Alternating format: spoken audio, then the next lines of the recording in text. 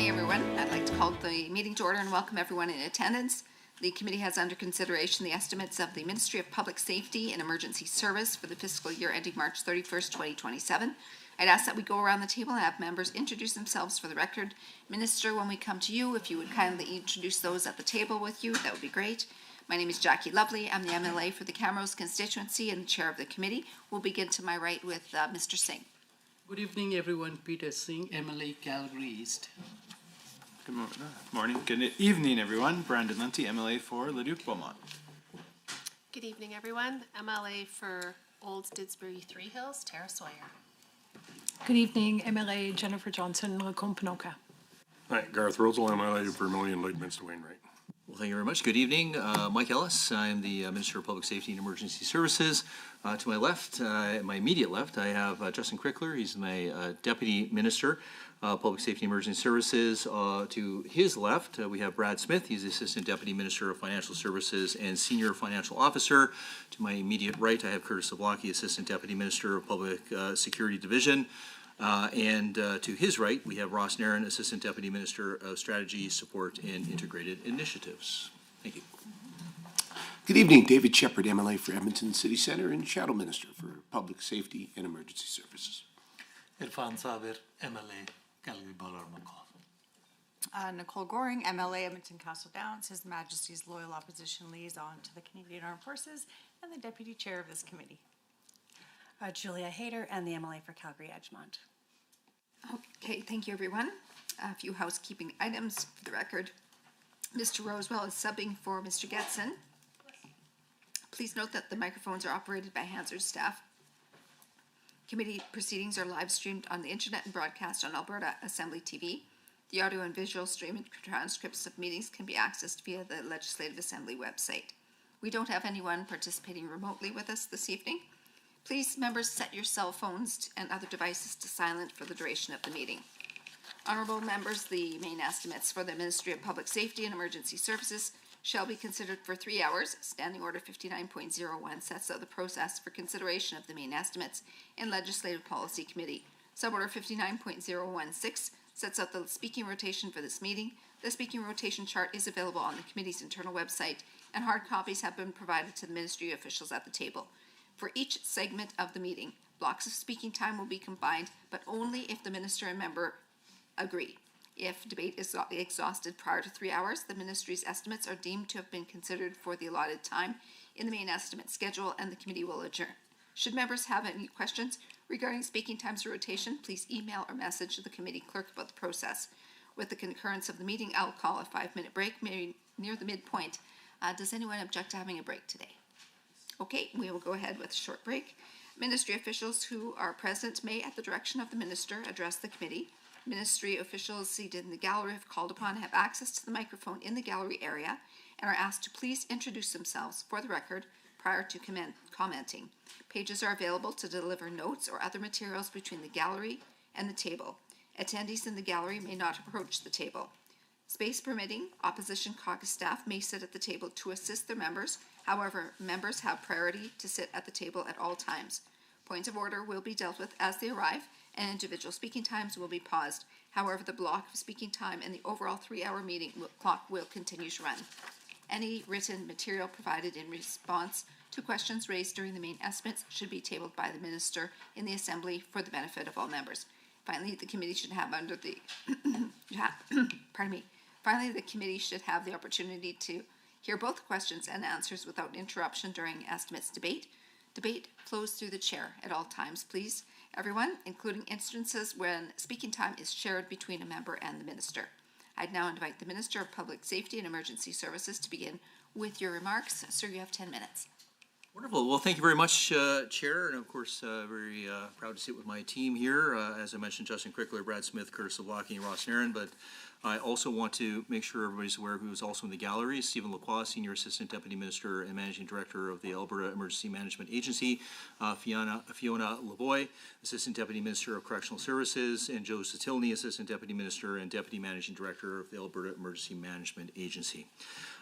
So keeping Albertans safe and secure is essential to our province's prosperity, and of course sits at the heart of public safety and emergency services work. The ministry has a labor-intensive frontline with responsibility for corrections and sheriffs and emergency management and other direct public safety functions. In support of this mandate, the ministry's budget for 2026 is $1.5 billion. Public Safety and Emergency Services is among the largest ministries in the Alberta Public Service by workforce, and staffing costs account for more than 40% of the ministry's operating expense. As a result, compensation adjustments stemming from the most recent round of collective bargaining are a significant driver of the year-over-year increases. The ministry's operating expense has increased by $146 million from budget 2025 to budget 2026, and $66 million of this total is related to compensation increases. These investments support the people delivering frontline public safety services. And of course, as Minister, I'm implementing policies that help Alberta's frontline public safety workers better connect with the communities that they serve. My many years with the Calgary Police Service showed me a lot how a community-focused approach to policing can make a real difference within a community. Police and other public safety professionals must be seen as a trusted partner and a leader within their communities. And Public Safety and Emergency Services is focused on strengthening those connections across policing, emergency response, and corrections to build a safer and more resilient community. Budget 2026 demonstrates how we are following through on our commitments to improve the province's policing framework to better align with police activities with Albertans' priorities, and establish a new forensic DNA lab to help streamline investigations, enhance our province's emergency response team and systems, and safely supervise and manage offenders both in custody and in the community. Now, with nearly $875 million allocated in 2026-27, the ministry's Public Security Division is ensuring that law enforcement agencies have the tools and resources that they need. Every community in Alberta is unique and has unique law enforcement needs, including the province's First Nations communities. Budget 2026 invests close to $28.9 million to support policing in these communities, including $24.6 million for First Nations police services. And we're also following through on our commitment from Budget 2025 to invest in almost $14 million over 3 years to support the construction of the new buildings for each of the 3 First Nations police services in Alberta. $14.9 million is allocated to the Sheriff's Interdiction Patrol Team to strengthen actions against illegal smuggling of drugs and firearms and people across the Alberta-United States border. And in 26-27, Alberta will invest an unprecedented amount into the Provincial Police Service Agreement, which supports RCMP detachments across the province, and we will make additional investments via the police funding model that will determine in collaboration with the RCMP. Alberta's government is also modernizing the police funding model to ensure essential frontline policing services remain cost-effective and sustainable for rural and small communities now and, of course, into the future. Since 2020, the police funding model has allowed more than 285 police officers, 244 civilian support positions to be added to the RCMP detachments. And we're also working to add law enforcement capacity through the new Alberta Sheriff's Police Service, or ASPS, which will complement the RCMP, municipal police services, and First Nations police services already working across the province. The ASPS is still being implemented as an independent police service overseen by a civilian oversight board, and Budget 2026 provides an additional $36.9 million in 26-27, $51.2 million in 27-28, and $64.4 million in 28-29. To continue the ASPS implementation, including recruitment, activities, training, critical equipment purchases, and of course collective bargaining adjustments. This funding will help to establish a flexible, resilient policing service that can adapt to community needs and fill gaps, particularly in rural areas. Chief Parhar has already been appointed as the first chief of the ASPS and continues to work on building the executive team, strengthening relationships, and developing key recruitment training and operational processes and policies. Another measure to ensure Albertans can trust law enforcement and have faith in the work that they do is the Police Review Commission, an independent civilian body. The commission, which officially launched in December of 2025, is a province-wide agency responsible for assessing, investigating, and hearing serious and sensitive matters involving police. By centralizing police oversight under one agency, we are delivering a more consistent, impartial, and accessible complaint and investigation process for Albertans, and we're allocating close to $26.4 million in 26-27 and $26.7 million in 27-28 for the Police Review Commission, putting Alberta at the forefront of police oversight in North America. Another important new initiative to support law enforcement is the Forensic DNA Lab, as I previously mentioned.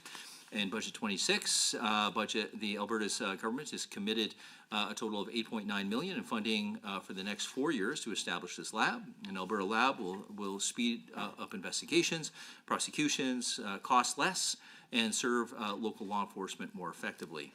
While preventing crime and holding offenders accountable is critical, safely managing those in custody and supporting their rehabilitation is equally as important. Budget 2026 provides $405 million for the Correctional Services Division to support this work. And in Budget 2026 also allows us to continue moving forward with the modern ankle bracelet electronic monitoring program, which helps keep our community safe by providing 24/7 supervision of high-risk and repeat offenders.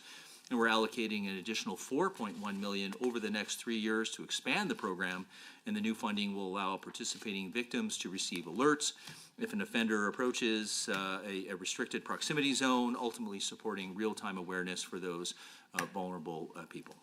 Budget 2026 provides resources that we're going to need to plan ahead and respond to natural disasters and other emergencies. The Alberta Emergency Management Agency's budget for 26-27 will be $125 million. AEMA works year-round with communities across the province to strengthen emergency planning, build preparedness, and improve local response capacity. Over the past year, AEMA has expanded the number of provincial wildland urban interface teams from 2 to 8, significantly increasing Alberta's readiness and response capacity for wildland urban interface emergencies. And the AEMA continues to support training for regional all-hazard incident management teams, which work alongside local officials and integrate into broader provincial coordination efforts through the Provincial Emergency Coordination Center. Together, these efforts provide specialized expertise and surge capacity when communities need it the most. In conclusion, with a total budget of $1.5 billion, Public Safety and Emergency Services delivering on our commitment to Albertans by making law enforcement more responsive to community needs across the province, safely supervising offenders and supporting rehabilitation, strengthening Alberta's ability to prepare for and respond to wildfires, floods, and other emergencies. And Budget 2026 will help us keep Albertans safe and secure at home, at work, and of course in their communities. And with that, Madam Chair, I will hand the mic back to you. Thank you. Thank you, Minister. We'll now begin the question and answer portion of the meeting. For the first 60 minutes, members of the official opposition and the Minister may speak. Honourable members, you will be able to see the timer for the speaking block, both in the committee room and on Microsoft Teams. Do you wish to have shared time or block time with Minister this evening? If the minister's amenable, I would love to share time. Minister, what's your preference? I was going to go first, but yeah, I would like to share time with the member opposite. Yeah, Please proceed. Excellent. Thank you so much, and thank you to the minister and his staff for being here this evening. I appreciate the opportunity, so let's get to it.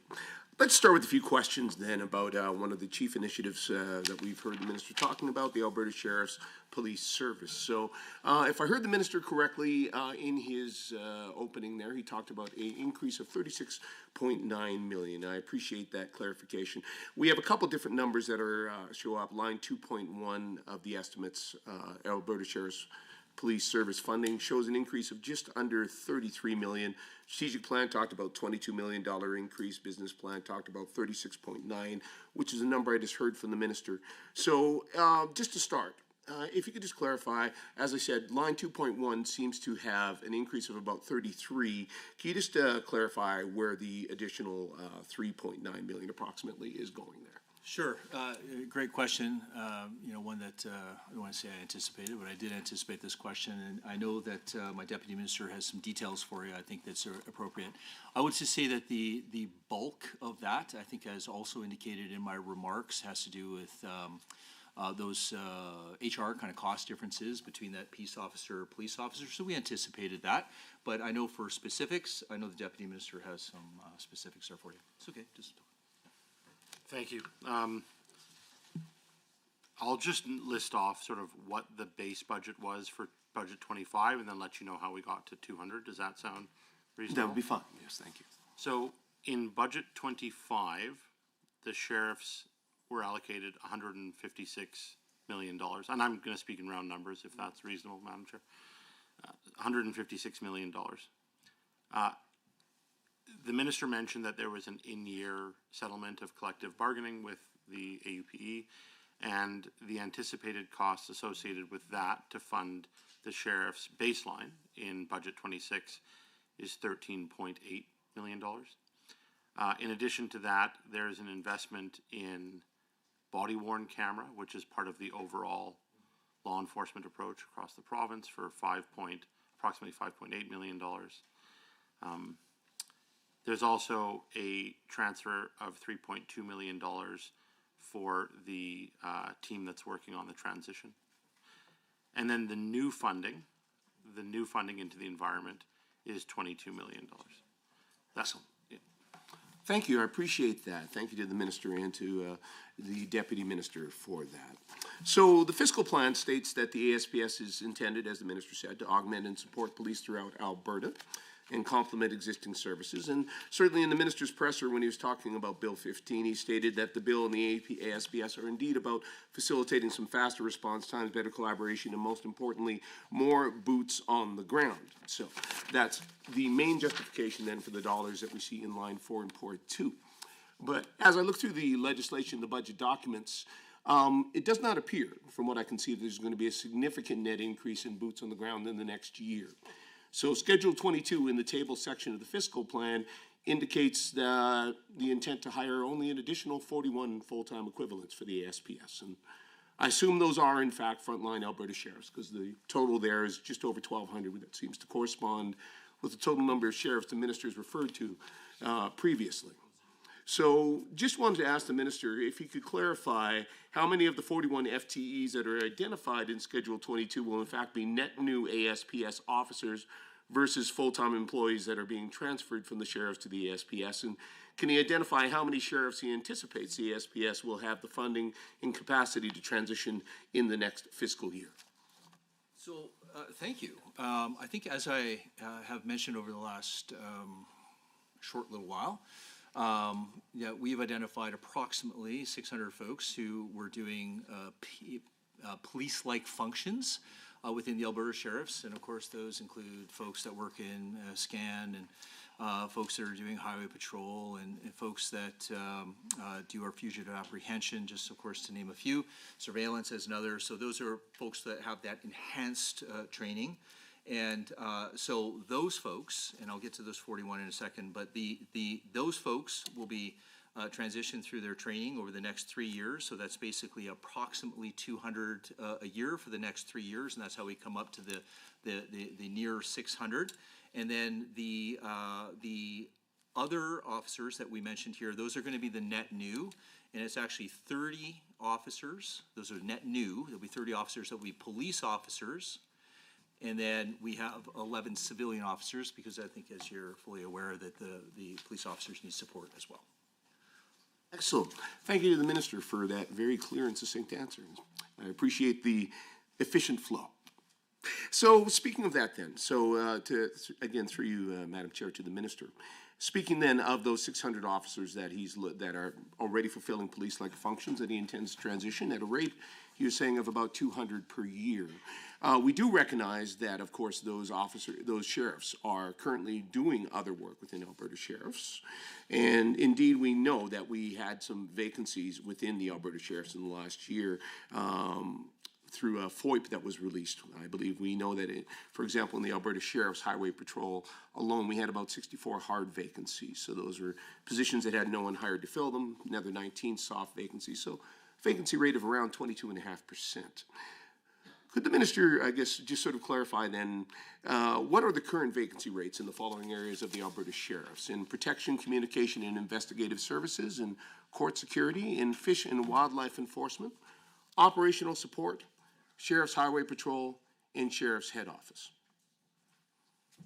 So the vacancies are one of those things that's for any organization is a bit of a tough one. Certainly, it doesn't matter if we're talking about the RCMP or Edmonton or Calgary. These are numbers that are very fluid and seem to fluctuate sometimes on a daily basis. So I'm looking at the former deputy commissioner of the RCMP. So they tend to fluctuate. I can tell you, as the numbers provided here, right now we're sitting at a hard vacancy rate. Is that correct? Yeah, the hard vacancy rate of 8% and a soft vacancy rate of 6%. So again, those are numbers that I've been advised sometimes tend to fluctuate between the 12 and 14% number.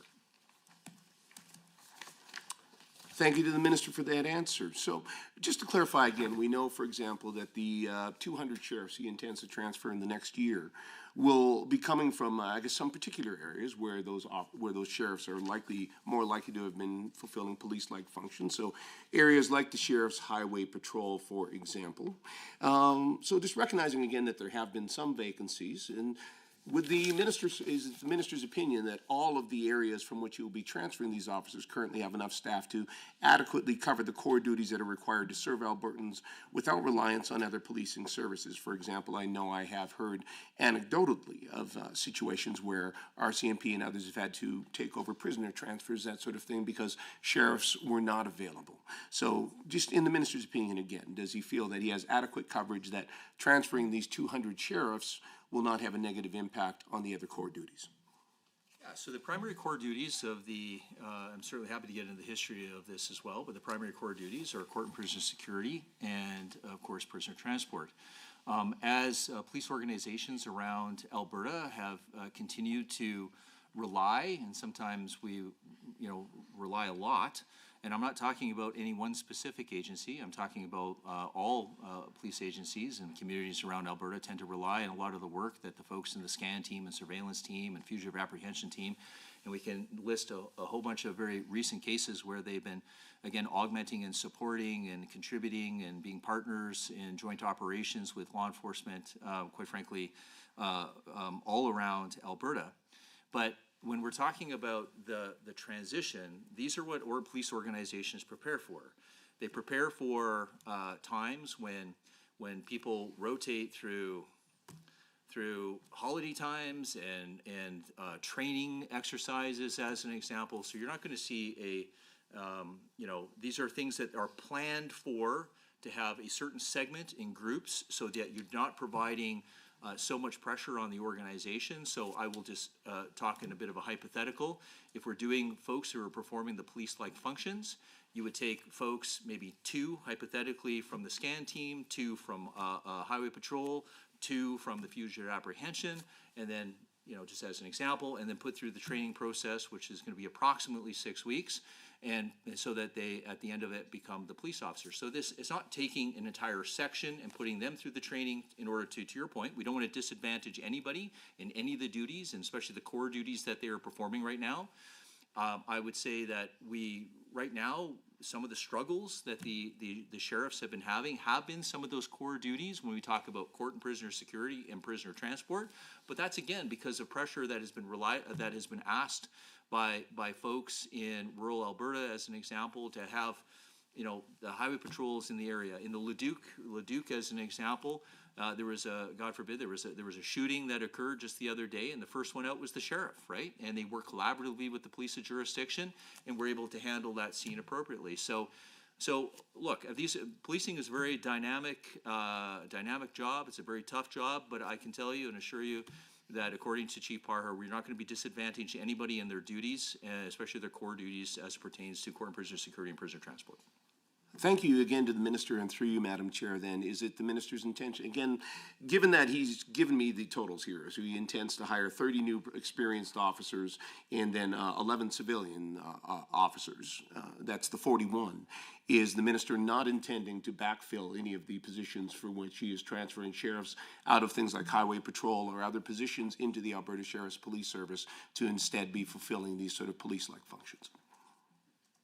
I mean, so these are, again, we're going to be transitioning the folks that are performing the police duties into police officers. So as I previously mentioned, over a period of 3 years, there's approximately 200 people that are performing the police-like functions that are going to be going through a bit of a transition, again, not to disadvantage any of the core duties. And then also, the net new are just going to really be performing some of those jobs that are going to be the police officer job roles. The position regarding the peace officer roles are still going to be performed by the people doing court and prisoner security and prisoner transport. Thank you, Madam Chair. So what I'm hearing from the minister then is no, there's not an intention to hire any additional Alberta sheriffs at this time. I'll move on. Looking at line 2.1, Alberta Sheriff's Police Service funding. Now, my understanding this covers all the expenses that would be related to providing the services that were formerly listed as delivered by Alberta Sheriffs, as well as those that will be delivered under the ASPS. So, recognizing that then in transitioning these sheriffs, so again, I appreciate the minister giving the numbers, so 200 sheriffs in the next year. So, I have some rough numbers based sort of on publicly available data in terms of what the cost of that transition might be. Now, these are based on the full 600, so I guess we would divide these by a third. So, you know, around $29 million for increased salaries if officers are being paid about approximate with the first-class constable with the RCMP, around $5.5 million for training, around $8 million for gear, uniforms, and service weapons, roughly $1.8 million for body-worn cameras. So altogether, that would be about $44.3 million. Which is certainly higher than the increase allotted for the SPS, but again, we would be dividing that by 3. So just wanted to clarify with the minister, you know, since the intent is to get these boots on the ground as quickly as possible, can he clarify how much he's in fact budgeting in each of those areas for the transition of these 200 officers? So that would be salaries, training, the individual gear, and the body-worn cameras. So I know you and I have had this conversation before, and I have to say that we have the $156 million that is currently in place for the Alberta Sheriffs. Like, there is a training facility, there is a recruiting facility, there's all these items that are part of a police service that fell under the Alberta Sheriff's Branch. And kudos to the many governments going back to the 1980s that kind of built that template of infrastructure. But I can tell you for training operations, that number is just slightly over $3 million. That is what has been budgeted for the training for the Alberta Sheriffs. But I know that, Brad, you wanted to supplement a little bit more detail for the member. Sure, through the chair, minister. So the deputy minister previously mentioned the $22 million of new funding. So in addition to the $3 million for training, member, there is the compensation cost for those new FTEs that the minister alluded to of $2.6 million. The new officers at a police officer rate, $5.4 million. There's a salary differential that needs to be calculated between a peace officer and a police officer of about $3 million. And then within that, in addition to training operations, there's a host of recruitment activities, operational startup costs, ASBS branding, ASBS motor vehicles, decaling, etc., and shared services agreements that the entity needs to enter into to get started. And through you to Mr. Smith, is there a cost then for that last category where you talked about sort of the redecaling and all the other pieces? Yes, so the ASBS rebranding is estimated at just over $775,000, and for the ASPS vehicles, about $1.2 million. The shared services agreements, about $2.2 million. Excellent, thank you. Through you, Madam Chair, to the minister then. So So then, I guess the minister sort of asked to answer this question, I'll just verify. So his intention then is to transfer these 600 sheriffs that are currently doing police-like duties over the next 3 years. So basically the projected timeline to train and transition the 200 then would be the course of the next 12 months. That's correct? For the, For the first 200? I don't want to presuppose the House, but. Of course, should Bill 15 pass. But should Bill 15 pass. However, yes, the ultimate plan would be for the first batch of 200 to start working their way through the system to get them trained up to be police officers, yes. Thank you to the minister through you, Madam Chair. So additionally, I would assume that the current sheriffs that are, when they're in the transition and the training, will indeed be compensated. So could the minister just share what the rate that the sheriffs will be paid during their transition training? Is that at regular salary or a reduced rate? And for the new recruits, what compensation will be offered to them during their training period? So I think the deputy minister brings up a good point. I mean, it's going to be subject to the collective bargaining agreement and what that is going to say. So I don't want to say anything out of turn. I think as you're fully aware, and Bill 15 kind of lifts and shifts the AUPE to be the union for those who are non-police officers, but the actual police association has not been formed yet. It's not management's job to form an association or a union. The only thing I can tell you, and I think it's under the Police Act, but forgive me, I think I just might have heard it from somebody, but you have to have 5 police officers in order to form an association. And once those 5 officers form an association, then we can have those collective bargaining discussions. Okay. So then, would the intent then be, through you, Madam Chair, to the minister, to have the first officers in the Alberta Sheriff's Police Service be some of these experienced police officers that are being recruited in order to be able to get that, have that core 5 to be able to form the association, if you have to form the association before you can determine whether you can in fact compensate officers who are being transitioned? Yeah, I mean, that's what makes sense. I mean, that's a decision that's going to be obviously made by Chief Parhar, but I would say that certainly if he was to ask me what my recommendation is, my recommendation would be to hire the core, core minimum 5 police officers to at least have the ability to form that association so that they can then work with all the other members who are going to be coming through the system. Thank you to the minister through you, Madam Chair. So one final question on that then. So the training dollars that have currently been set aside, the figure that was quoted there, does that include anticipated amounts for compensating sheriffs during the training, or would that be included in the salary portion that was quoted? Just the training. Just training. Thank you. Moving on then. One final question, I guess, just when we're talking about the funding envelope here. What amounts are budgeted for communications and advertising for recruitment? Well, I guess, pardon me, we did get some of that earlier, but I just wanted to also clarify, will any dollars in line 2.1 be used to advertise the ASPS to a municipality as an alternative to the RCMP, given the Premier's commitment to offering municipalities the option of having a Alberta Sheriff's Detachment, and given that the minister has indeed spoken of at least 2 communities that he believes would be interested in doing so? Yeah, we're not using this money to market to municipalities. A lot of this has been going on regarding word of mouth. A lot of folks in Alberta, in municipalities, especially those that are under 5,000, have been deeply concerned about the increased cost to policing, and they've been reaching out to me and my office and my MLA colleagues to figure out, what might be an alternative that might be cheaper for them while providing equal or better service. Thank you, Madam Chair, through you to the minister. And indeed, I've been having some of those conversations with some of the municipal leaders as well, and we'll get to that in some future questions. But just another round of questions regarding the Alberta Sheriff's Police Service. At estimates for Executive Council this afternoon, the Premier provided some new information about the ASPS when she stated that, quote, when it is fully stood up, one of the arms that we'll be developing is an intelligence arm, so we're developing the capacity to be able to do that, end quote. So by that, she's referring to the same kind of analysis and intelligence work currently handled by CSIS and the RCMP. So just a few questions for the minister. How much, if any, of the funds in line 2.1 or any other budget line are dedicated to developing this new intelligence arm of the ASPS? None. Thank you.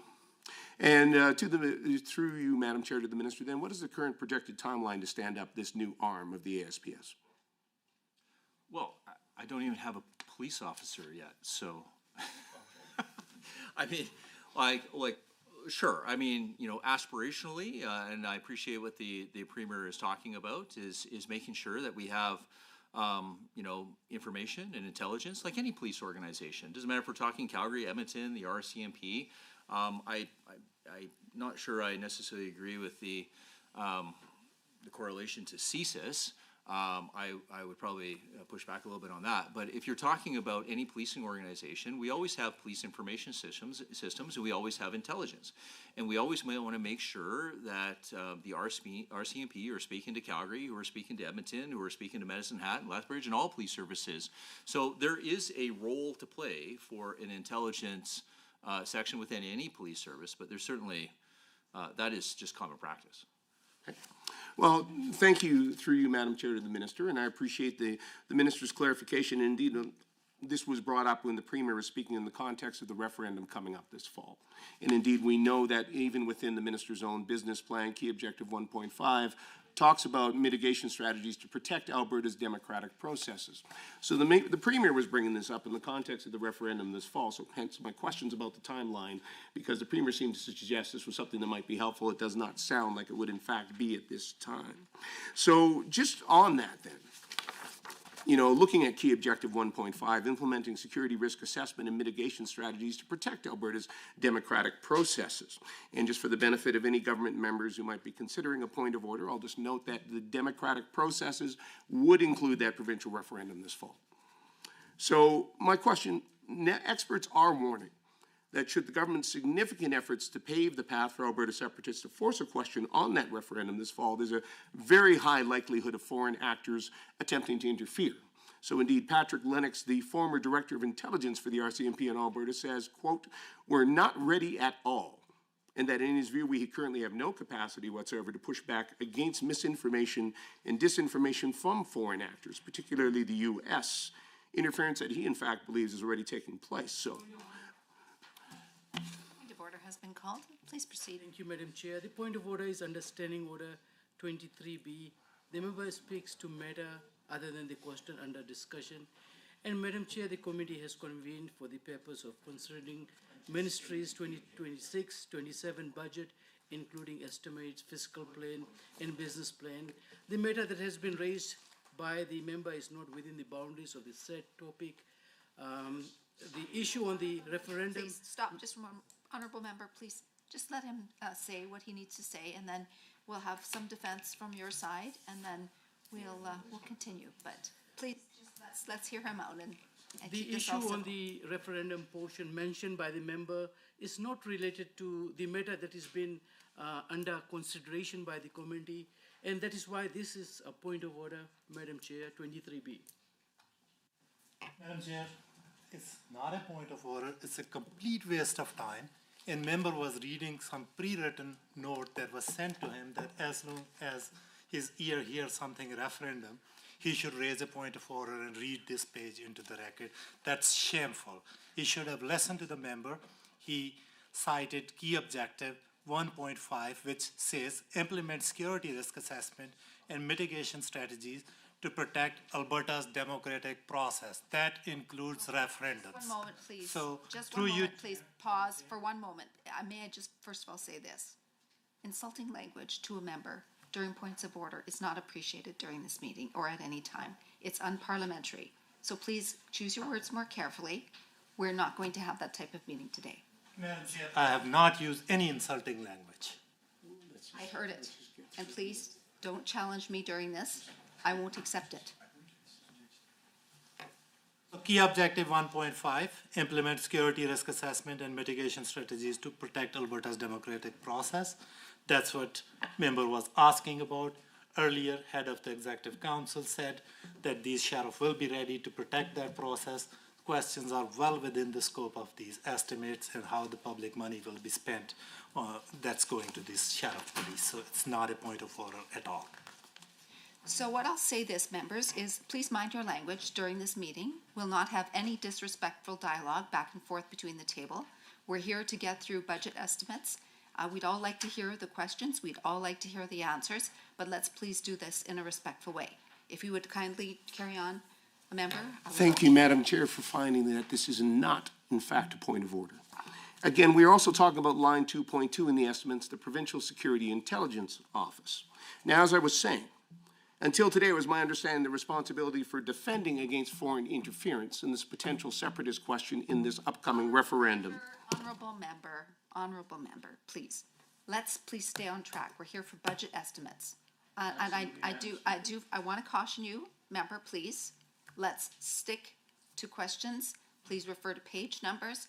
Let us please continue on with budget estimate questions. Said, Madam Chair, referring to line 2.2 in the estimates, the Provincial Security Intelligence Office, and key objective 1.5, which includes democratic processes, all referendum questions which are currently extant or may be coming in the fall referendum. It's my understanding the responsibility for defending against foreign interference in such questions would fall to the Provincial Security Intelligence Office, again, line 2.2 in the estimates. But again, the Premier this afternoon stated that indeed the Alberta Sheriff's Police Service, that intelligence arm might be part of that, and that she also intends to rely on, quote, Deputy Minister of Executive Council Dale McPhee to assist on this. Now, given the Premier has said she takes this threat very seriously, and indeed we've seen the government act very forcefully in some areas where there's been no evidence of threat, such as banning vote tabulators, forcing and adding citizen markers to driver's licenses, I would hope she's asked the Minister to step up to his responsibilities in the face of a much more credible threat of foreign interference. So then, the questions for the Minister. Can he clarify who will, in fact, be in charge of fulfilling key objective 1.5 and ensuring there is no foreign interference in the referendum this fall? What analysis has been done so far by the PSIO, the Deputy Minister McPhee, or any other department or agency to assess the risk of foreign interference in the upcoming referendum vote? And does the Minister have any strategy or plan to increase the funding or hire more staff for the PSIO to counter the very real threat of foreign interference in such a crucial vote? So, thank you. I would just say we have to be very cautious due to the sensitivity of what the member is raising right now. When we talk about police agencies, again, when we talk about the intelligence component of it, that has not changed. Whether you're going to be the new police service, whether you're part of RCMP, EPS, CPS, again, they all have their own intelligence sections. Now, I'm going to get my Director of Law Enforcement, because he oversees the PSIO, to speak here momentarily. But I want to thank the member for raising the PSIO, because they do have a role to play.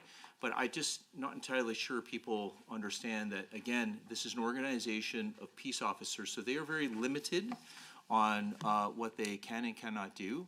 I can tell you that right now they will conduct threat assessments, or as an example, if there's brought to their attention that there might be a threat to somebody in this building, as an example, then they will go and do that threat assessment. But that threat assessment is working in collaboration with police agencies, such as the RCMP and the and CPS and EPS. When we're talking about the national security, that is a role for the federal RCMP to deal with any sort of foreign interference, if that is certainly the what the member opposite might be insinuating. And I hope there is not any foreign interference on anything, quite frankly. And so I'm going to ask the deputy, the assistant deputy minister to talk. Not only was he the deputy commissioner within the RCMP and probably has some insight, but also he looks after the PSIO and can probably explain what their duties are. Thank you. Thank you, Minister. And through the chair, if I could, please, I'll just supplement a bit of the Minister's information that he recently shared. So yes, of course, the PSIO, the Provincial Security Intelligence Office, falls within our ministry. One major component of this, of the PSIO, is the Intelligence Bureau. And just to share a little bit of information on the functionality of that specific bureau, it does collect, correlate, evaluate, and disseminates information, and including information in relation to potential foreign actor interference. So there are resources in place currently within the ministry that look at that particular aspect. As the minister commented as well, the Bureau has strong relationships with existing police services across the province, not just across the province, but across the country as well too. So our folks within the Intelligence Bureau have been known to assist other agencies in this capacity in this regard. The sharing of information, critical information, is always very relevant, very important, in particular in the context of foreign actor interference, which is a concern, I would suggest, in today's times. So thank you for that. Thank you, Madam Chair, and through you then, just to the Minister and the Deputy Minister, thanking them both for their answers. So just to clarify again, so at this point, there is no specific strategy or plan in place regarding the fall referendum in terms of the challenges that we may face from foreign interference.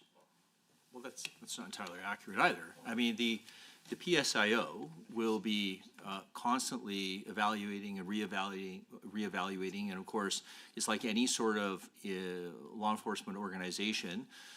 If there is a concern or a perceptual concern of a threat, again, they will be looking into that. And then, as the Assistant Deputy Minister mentioned, they'll be working with organizations, quite frankly, right across this country, whether it be the national arm of the RCMP, the local RCMP, working with the Edmonton Police Service, Calgary Police Service, and quite frankly, any police organization, even if that threat's coming from a different province, as an example, to be working closely with them. In fact, the PSIO, as well as folks in the Alberta Sheriffs and our RCMP, they have, when we talk about some of the drugs and guns that are coming across the border, as I've been saying for several years now from the United States, they work very closely with the ATF, as an example, and some of the American organizations to make sure that we stop the flow of drugs and guns that are coming across the border into Canada. So this is, again, part of good law enforcement. Again, we've always asked these peace officers to do more with less. And, as we start to transition folks into an actual police service, I hope that from an intelligence perspective, that only grows and that they continue their collaborative working relationship with all law enforcement agencies right across this country. Thank you, Madam Chair, through you to the Minister. I'd like to ask a few questions then around the police funding model. As the Minister noted, indeed, we are hearing from a number of municipal leaders from across the province with their concerns about the increases under the Minister's police funding model. Of course, we're looking at line 2.6, the police supporting grant, and key objective 1.2 in the business plan, continuing to implement strategies to improve the delivery of policing services, etc. So as indeed I had the chance to talk with a number of municipal leaders at the Hospitality Suite for Rural Municipalities of Alberta last night. And we know that in early February, the minister sent municipalities an estimate of their 2026-27 estimated share of provincial policing costs. And we've been tracking news and public reports and indeed spoke with a number of municipal leaders. We know we've seen some significant increases. Mayor Thorpe facing theirs is going up by 4 times, Jasper nearly 2.5 times, Lethbridge County 3 times, Cypress County 3 times, Claresholm almost 3 times, Colehurst more than double. Sturgeon's is doubling, and they say the amount that they're going to end up paying is the total amount of their currently taken through their agricultural assessment. Ponoka says theirs is doubling as well, total amount of their agricultural assessment plus about half of their residential. Now, in question period today, the minister said the cost of the RCMP policing contract itself has increased by about 57%, if I heard him correctly. So my question through you to the minister, can he explain why, if the base cost has risen by 57%, his police funding model is hitting municipalities with increases of 3 to 6 times that amount? So thank you to the member, and I hope he gives me a little bit of latitude here. I'd like to just explain kind of like where we were, where we are, and of course maybe where we hope to be. So prior to 2019, municipalities that were under 5,000 were the only jurisdiction, quite frankly, in all of Canada that paid nothing for policing. And the reliance was really on those municipalities that were above 5,000 regarding the calls to service. Now, There were a lot of complaints that I heard. I was in the member's shoes as the critic and went around talking to folks within rural Alberta, and the narrative was very clear, which was, hey, if we could, if we can pay a little bit and get some better service, we're willing to do that. Okay. So Minister Schweitzer in 2019 was the minister responsible for public safety in the SolGen office at that particular time. He went to the RCMP and said, hey, if I have some money, I think it was roughly $235 million at that particular time, and said, I would like 500 officers. RCMP came back and said, well, I don't know if we can give you 500 officers, but we can give you 285 officers and 244 civilian officers, and then we can kind of stage that over the next 5 years. Let's fast, now nobody anticipated, as the member has heard me say before, nobody anticipated the authorized strength level concerns, not just in Alberta, but right throughout Canada, and nobody anticipated that. So then we fast forward to 2024. I get handed a piece of paper. That piece of paper ultimately talks about an increase of costs of roughly like 32-ish%, at which point I said, whoa, whoa, whoa, that's going to cause a lot of harm to folks within, sorry, I was with her, but a lot of harm within folks within rural Alberta. So that's where, remember, you probably heard me say that for a 1-year period, we were going to cover the $27 million, which were the increased costs of law enforcement solely by the RCMP. Now, after that 1 year, we went through, I think, through an extensive consultation process with folks within rural Alberta. There were some police funding model modifiers, 5% vacancy as an example, population density subsidy, weighted occurrences, but let's just take that aside for a second. So as that 1 year kind of elapses, all of a sudden I get told we're ready to go, and then that's where I get told by my assistant deputy minister that will be an increased cost of 57%, at which point, again, I'm with you, I said, whoa, whoa, whoa, that's a lot of money, especially for my rural friends here and some of these small communities that are under 5,000. Like that's not something that is really possible for them to continue to handle those significant increased costs. And that's why, remember, you probably are aware that under that police funding model, over the next 5 years, we're phasing this in over a period of 5 years for that 22% all the way up to that 30%. And that subsidy is to the tune of $85 million that we are subsidizing both the RCMP and municipalities because of the increased costs. Now, I can tell you that all of these costs are strictly from the RCMP. That's just the cost of doing business.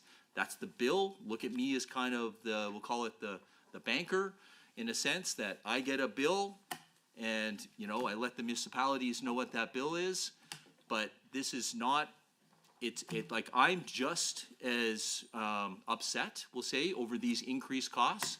And this is why I spent yesterday meeting with 14 municipalities, talking to them as to what their options might be, how to provide, to work with them in order to try to alleviate some of that pressure when it comes to law enforcement, and especially for some of those smaller communities where a lot of folks, quite frankly, are on fixed incomes and cannot afford the significant increase in their property taxes as it relates to strictly the cost of the policing by the RCMP. So that being said, we're alleviating a lot of this pressure, trying to provide supports to folks in rural Alberta. I'm with you. These costs, but these are not costs that are strictly coming from me. These are costs in a bill that we are getting, that we have no control over of, that we're getting from the RCMP. Go ahead, sir. Thank you, Madam Chair, to the Minister for the bit of the history there and then sort of breaking it down. So just a simple question. So what I'm hearing from the Minister now is that, so in all of these increases for the municipalities, every dollar is simply related directly to the increase in the cost from the RCMP, and there are no additional amounts being downloaded or added by the province. Simple answer is yes. Thank you. So through you, Madam Chair, as the Minister just noted, he is in a very unique position as the sole broker for police services for municipalities with a population under 5,000. So that is, if they want to contract services with the RCMP, they do so through him. He receives that bill, and then he bills the municipality. So if he does proceed with his government's promise to give municipalities the choice of contracting from the Alberta Sheriff's Police Service, that will also be through him. So the minister will set the price for each of those services. He will bill the municipalities according to those services and the amount of subsidy that the provincial government chooses to provide for each. So just a simple question to the minister. Will he commit that he will not favor one service over the other? That is, that he will not use his power and authority to set the cost for municipalities and the level of government subsidy to give one service an unfair advantage over the other by artificially lowering or increasing their respective costs. Well, point of clarification, it won't be through me, it will be through the Civilian Oversight Board, which will be operating the independent police service. So if a municipality wishes to contract with a different contract service provider, that's a discussion and decision that will be between the Civilian Oversight Board and, quite frankly, the new chief, not through me. So, Madam Chair, through you to the minister, nonetheless, all of the funding for the Alberta Sheriff's Police Service will come from the minister. He will be setting their pay, he will be setting all the elements. The minister has direct control over every piece that will determine what cost the Alberta Sheriff's Police Service, and if it's the Independent Civilian Board, may be able to allow the cost to be set at. So again, my question to the minister is, will he commit that he will not use the powers that he has and the funding that he controls to artificially lower or increase costs? In either case, whether for the contract services he is responsible for handling the billing for through the RCMP, or for the Alberta Sheriff's Police Service through the Independent Civilian Agency. I'm not favoring anybody. As I've stated before, I just want people within rural Alberta to get good quality service, whether it be through the RCMP or the Alberta Sheriffs, or quite frankly any other of the models that I have provided as options. When somebody calls 911, I need somebody to go to that call, and a perfect example of that was in Leduc the other day. Look, I have nothing but utmost respect for all police services in this province. I do not favor one over the other. As I have stated many, many times before, I think a lot of folks maybe care about the badge more so than some of us who've been policing before. What we care about is providing good quality service to the people of Alberta, and however that looks. And I think I've said this before to that member, and I think I've said this before to my members on the UCP side. We're providing the options. The choice will be up to the municipality to decide what is going to be the service that is going to best suit their needs. Thank you, Madam Chair. Through you to the minister. So under key objective 1.2 in the minister's business plan, again, continuing to implement strategies to improve delivery of policing services, etc. Municipal leaders have also raised some concerns about how long the minister took to provide the information on the new police funding model. They didn't get a breakdown of the percentage increases over the next 5 years until late December. That was weeks after they'd already voted on their 25-26 budgets, and they didn't receive the actual information on the actual costs until early February. That's nearly 2 months after they had to finalize their budgets. Now, I know the minister has expressed his own frustration that the Government of Canada is apparently taking some time to provide specific details on the RCMP funding model for 2032, so I'm sure he can appreciate the concerns and the feelings of the municipal leaders. That being the case, and I imagine he may suggest that the changes that were brought in, the increase from the RCMP, may have slowed him down, but of course we have those numbers now this year. So can he commit that in order to meet this key objective, 1.2, he will do better by municipalities and provide them with their cost estimates for policing for the next fiscal year ahead of their budget deliberations in November and December of this year? I mean, now that the police funding model is in place, then certainly, the team to my left and to my right and behind me, I'll commit that the team will absolutely do their best to meet those key objectives. Nobody wants to disadvantage a municipality. We have full understanding that they have budgets that need to do as well. But I will say, I have outstanding people that are in the bureaucracy of public safety.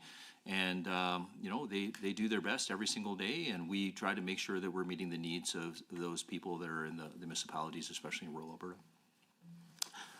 Thank you, Madam Chair, through you to the Minister. A couple questions then around Indigenous policing.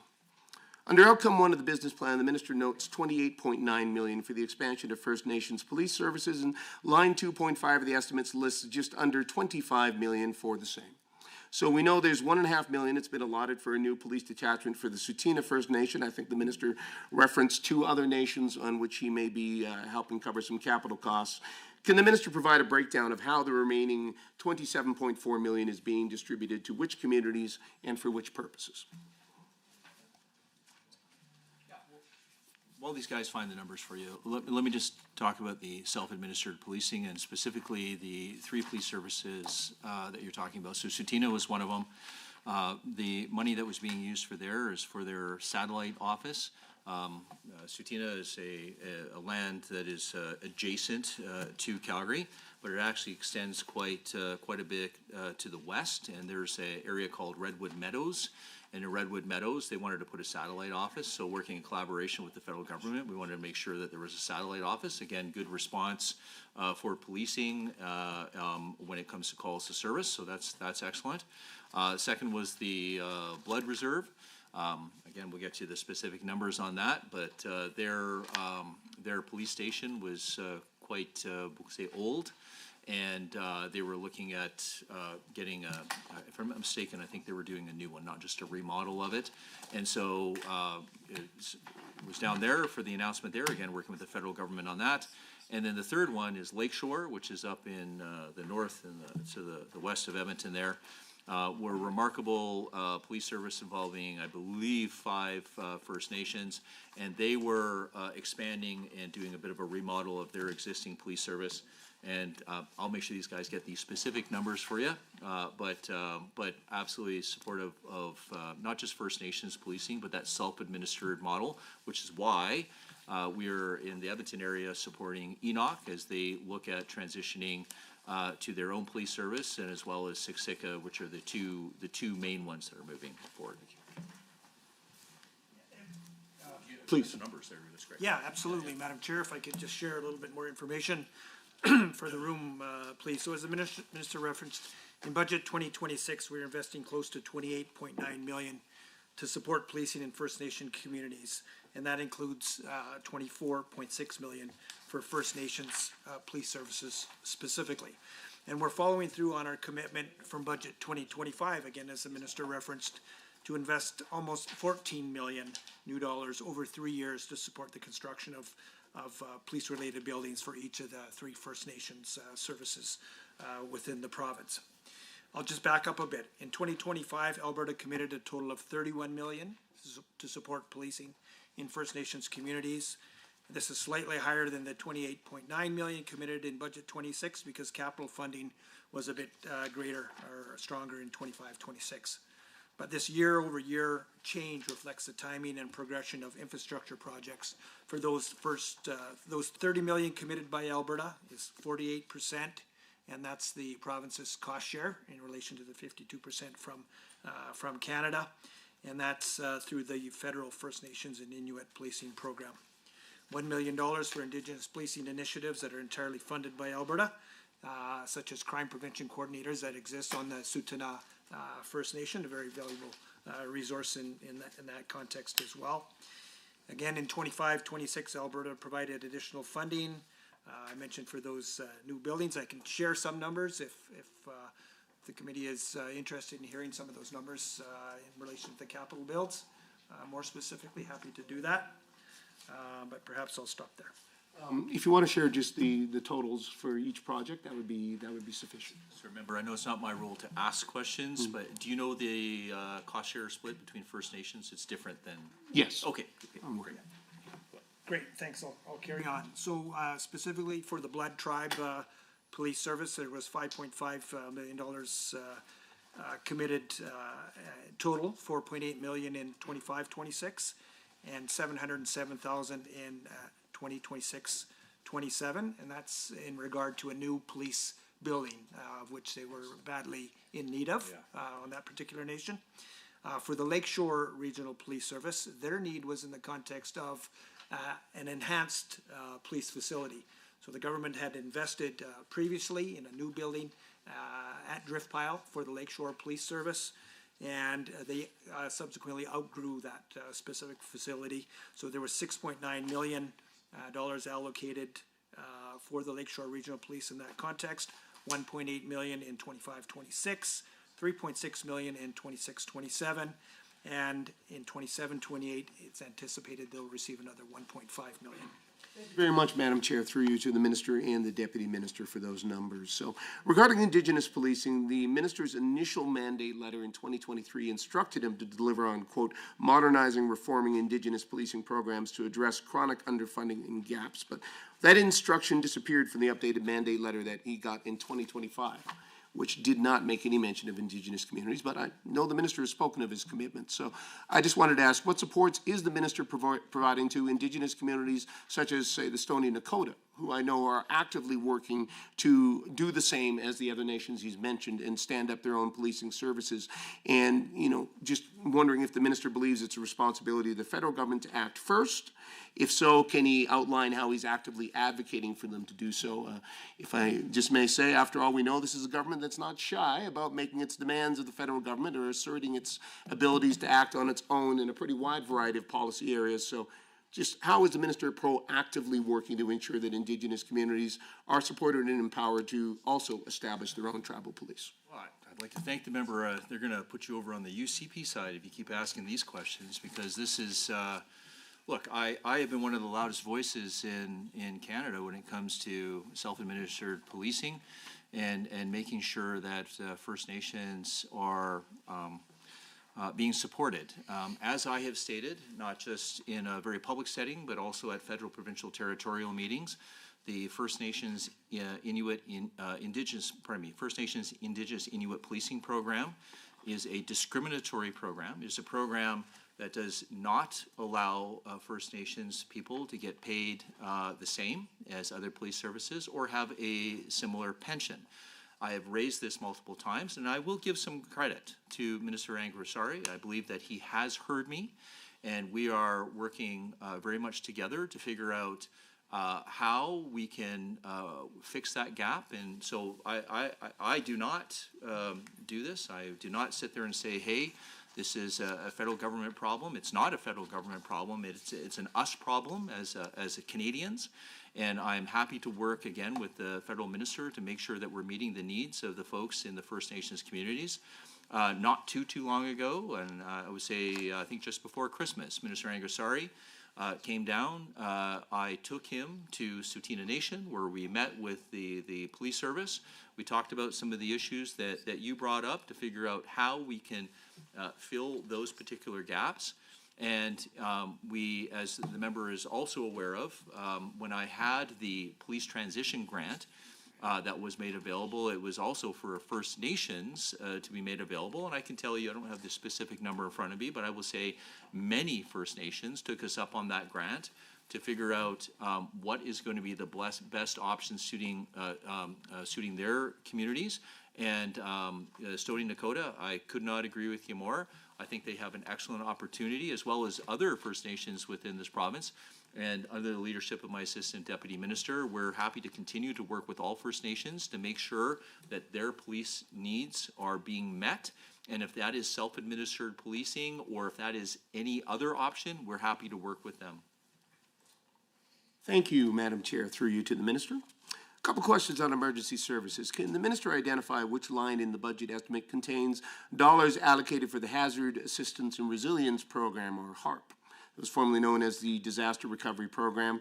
Would that be line 4.4 Recovery Operations? So just which line and how much is being budgeted for HARP this year? So we're, if you're okay, we're going to bring Stephen Lacroix. He's the expert in this field. He's going to give you the answer there. Madam Chair, Stephen Lacroix, the Managing Director of the Alberta Emergency Management Agency. Through the chair to the member, I can tell you how much we incurred in damages last year. which will inform what we're spending this year on last year's program, but I can't predict the future and tell you how much we're actually going to draw from the contingency for potential natural disasters. And with a bit of luck, we'll pull zero, actually, if Mother Nature cooperates. So last year, mostly generated by the events that took place at Chipewyan Lake, but we have another 7 communities. We stood up 4 bundled, if I can call them that, hazard assistance resiliency programs to the tune of $39.5 million, if my memory serves me right.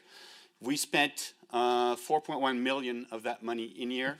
So next year, we are left with an amount of roughly $35 million that we will spend on the 25 HARP programs, if that makes sense. All right, so if I understand correctly, Madam Chair, through you to the Deputy Minister, so it's basically on a contingency basis. So as needs rise, they will be drawn from the 35 million that's remaining. Yes, so Madam Chair, through you to the member, as the impacted communities, the 8 impacted communities submit their project lists and substantiation, we will flow the money through them. Have the ability to flow up to 50% of any hazard assistance resiliency program to each of those communities as we speak now. And as those projects come in, we will flow more money to them. And also, I guess, to be clear, there is a built-in contingency in there, so I don't have to have the minister go back to Treasury Board to seek additional expenditure authority. Thank you. Excellent. Thank you, through you, Madam Chair, to Mr. Lacroix. One final question then in the remaining about 3 minutes that we've got here. Currently, in order to be eligible for the provincial emergency funding, a municipality must undergo a 7-day continuous evacuation period. However, we are seeing a rising incidence of wildfires and other natural disasters. Municipalities are experiencing multiple shorter evacuations, 2 to 3 days, for example, over the course of a season, which can have an equal or greater cumulative impact for the residents that are caught up in it, but they are not then eligible for the supports compared to a single longer evacuation. Is the minister open to considering using alternative eligibility metrics, such as, say, cumulative days within a 180-day period, that would allow support for communities and residents that face, instead of one longer period, multiple shorter evacuations? So I'll get Stephen to supplement there. I know he's an expert in this field. Obviously, Minister Nixon in ALSS deals with those payments, but I'll ask Stephen to go into detail. Absolutely, Minister. So, Madam Chair, I'm still Steve Lacroix, the Managing Director of AEMA. The minister stole the words out of my mouth. It's a question probably better addressed to Minister Nixon. However, I can't speak to the policy in place this year. ALSS hasn't shared that with us yet. But in previous years, there were provisions made to have those days be considered as cumulative, and you would add across the hazard season, so from March 1st till Halloween, October 31st, those days, and when you cross the threshold at 7 days, the emergency evacuation payments that are $12.50 per adult and $500 per child were issued to those evacuees. Excellent. Well, thank you, Madam Chair, through you to Mr. Lacroix. Yes, we've got about a minute left. I don't think it's really going to allow for much of a question or certainly any substantive answers. So at this point, I'll simply say thank you to the minister and his team for, I think, a good first round of questions. I particularly appreciate that the minister has been willing to go back and forth this year. I think that allowed us to get to a lot more material and I think and get some good information on the record. So with that, I will cede the remaining 30 seconds or so of my time. All right, we're going to move over to the government side. Please proceed, member. Thank you, Madam Chair, and if I may, through you to the minister, first of all, I do want to start with thanking you and your ministry for what you're doing. Your lived experiences certainly play a key role in how you guys are just so effective. And thank you for explaining the funding model, because there's a lot of misunderstanding, and to give the municipalities that context, I really appreciated, and I know when we met yesterday with one of the municipalities from my area, how much that was appreciated. So I did want to thank you for that. And just checking in, will this be blocked or shared time between the two? Well, apologies, Madam Chair. We'll do shared time. Thank you, Minister. My feelings might have been hurt if you said blocked after they got shared. You should have, for my first go around, just watch my face turn red. Keep me in line. You can try. And the other point I want to make before I get into mine, obviously, being a rural MLA, this is top of mind. I hear it all the time. I know you're very much aware of some of the frustrations within rural municipalities on timely response and just presence. So them having the ability to have options that you're presenting to them is so important. So thank you for that. I'm going to get right into it. I know some things were covered, but with respect to the municipal transitions to independent police service, I'll start there.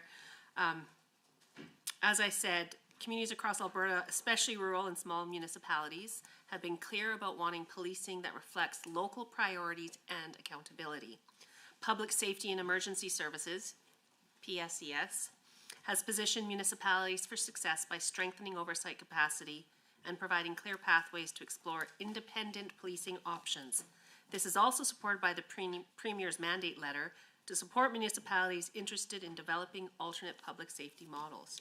The 2026-27 estimates on page 200 show that item 2.4, contract policing and policing oversight at $433 million, which includes the PPSA management and civilian oversight functions that directly impact transition readiness, fiscal transparency, community-driven choices, and oversight capacity to the minister through the chair. Which components of item 2.4 on page 200 of the 2026-2027 estimates are dedicated to fund transition supports in 26-27? What is the plan for engagement and technical assistance so municipalities receive timely support through 26-27? And just finally, what key performance indicators will track safety and service outcomes before, during, and after any of the transitions to independent policing? Thank you very much. Police service new police service within Alberta is actually the Grand Prairie Police Service. And a lot of people think it's going to be the Alberta Sheriffs, but it's actually the Grand Prairie Police Service. And fantastic work that was done by Mayor Jackie Clayton, her entire council, along with Dwayne Lacusta, who's the new chief of police there. And they are working collaboratively with the RCMP, where we are certainly anticipating a transition to fully transition away from the RCMP into the new GPPS. I'm going to say at the fall of later on this year. At least that's what is potentially scheduled. And I'd like to thank the RCMP for working very closely with GPPS. There was some transition funding that was provided in previous budgets for the Grand Prairie Police Service to support them in their transition. There's nothing that has been provided this year for this budget, but I can tell you that I've had some very, very good conversations with Minister Angarsari in the federal government, who, like myself, I certainly respect municipalities within the province of Alberta and their choice of what they wish to do regarding policing. And just as he respects all provinces in the province and their choice that they may wish to do regarding policing within the province, within all the provinces. And so we are having active discussions right now regarding those municipalities who have entered into or are looking at entering into expressions of interest in contracting out the Alberta Sheriffs as a new contract service provider, or as previously indicated, some of our First Nations communities who are looking to transition into their own self-administered policing, and getting the federal government and working collaboratively with them to help us with what those transition costs might look like. And I can't say this enough to thank the minister and being so cooperative and trying to make sure that regardless of the municipality, regardless of where you are in Alberta, no matter how small you might be, if you're looking at changing into a new, transitioning to a new police service, or how big you might be in transitioning to a new police service, or in some of our First Nations communities. The commitment that I have from Minister Angrisari is that he will be working with us to figure out what kind of transitional supports he'll be able to help us with in order to support those communities who are looking at a different contract service provider. The Chair, thank you, Minister. Yeah, certainly I know a lot of people are watching what's going on with Grand Prairie with great interest. Going into the policing priority framework, Albertans expect policing resources to track with their real-world priorities. PSES has laid the groundwork for a province-wide policing priority framework, a mandate letter commitment, so services can align activity with what matters most to communities. This work is anchored in Business Plan Outcome 1, page 143, Objective 1.1, Serious and Organized Crime, Rural Crime, Firearms Violence, and Disorder. It's Resource and Estimates Item 5.1 under Strategic Policy and Planning at $3.73 million on page 200, funding the policy development, legislative planning, and intergovernmental coordination required to design and roll out the framework. Through the Chair to the Minister, how will the framework impose annual key performance indicators on the Royal Canadian Mounted Police, municipal services, and sheriffs to ensure province-wide alignment? And will there be any mechanisms for feedback that will allow communities to track how their priorities shape annual policing plans? Well, thank you. I would say that any police service in the province of Alberta, quite frankly, Canada or North America, always have key performance indicators. It doesn't matter how big or small the operation is. When I was a constable, or even when I was a sergeant, when we had an operation, we would always have key performance indicators. Was the operation we were doing a success? What were we measuring it by? Was it by the amount of arrests? Was it tackling social and civil disorder? I mean, there were various key performance indicators to know whether that was a success. One example of that is when I was policing in downtown Calgary, we certainly had some concerns regarding violent crime. And this was back in the mid-2000s. We were probably in Calgary getting stabbings and shootings on almost a weekly basis, and became a serious concern for the people of Calgary. I formulated an operation called Operation Bounce, where I worked collaboratively. Now, this might be standard practice for folks nowadays, but it's something that was new at that particular time. I engaged the Alberta Gaming Liquor Commission. We had fire. We had city licensing. We made sure we had EMS on standby, and we went in to the downtown area of Calgary. Worked with those who, through intelligence, were causing some of the problems in the downtown area. And the operation was such a success that we actually had no stabbings or shootings during the entire operation. That was a key performance indicator, which ultimately led the police service to take that operation, formulate into a unit, and what ultimately became the gang suppression unit within the Calgary Police Service, for which a new unit would have more performance indicators. But, I'd love to ask my friend here, who is with the RCMP, to talk about key performance indicators as well, and some of the great stuff that they're doing there. Yeah, thank you, Minister. If I could, Madam Chair, through you, just supplement the Minister's comments. So within our law enforcement oversight branch, so that falls within my portfolio in the Public Security Division of the Ministry, we have the Police Performance Management System, right? So these are really our policing standards that we require for all police services in the province to follow, right? We want policing to be adequate and effective, and we develop standards for police services to be compliant with. So again, my law enforcement oversight branch within the ministry looks after that particular aspect. We do audits every 4 years in the context of compliance with these provincial policing standards. And we look at the standards, the performance metrics, And the metrics demonstrate alignment with community needs and provincial expectations. Some of the KPIs that we have as outputs here are such as community consultation, compliance, integration of community identified needs into police service planning, for example.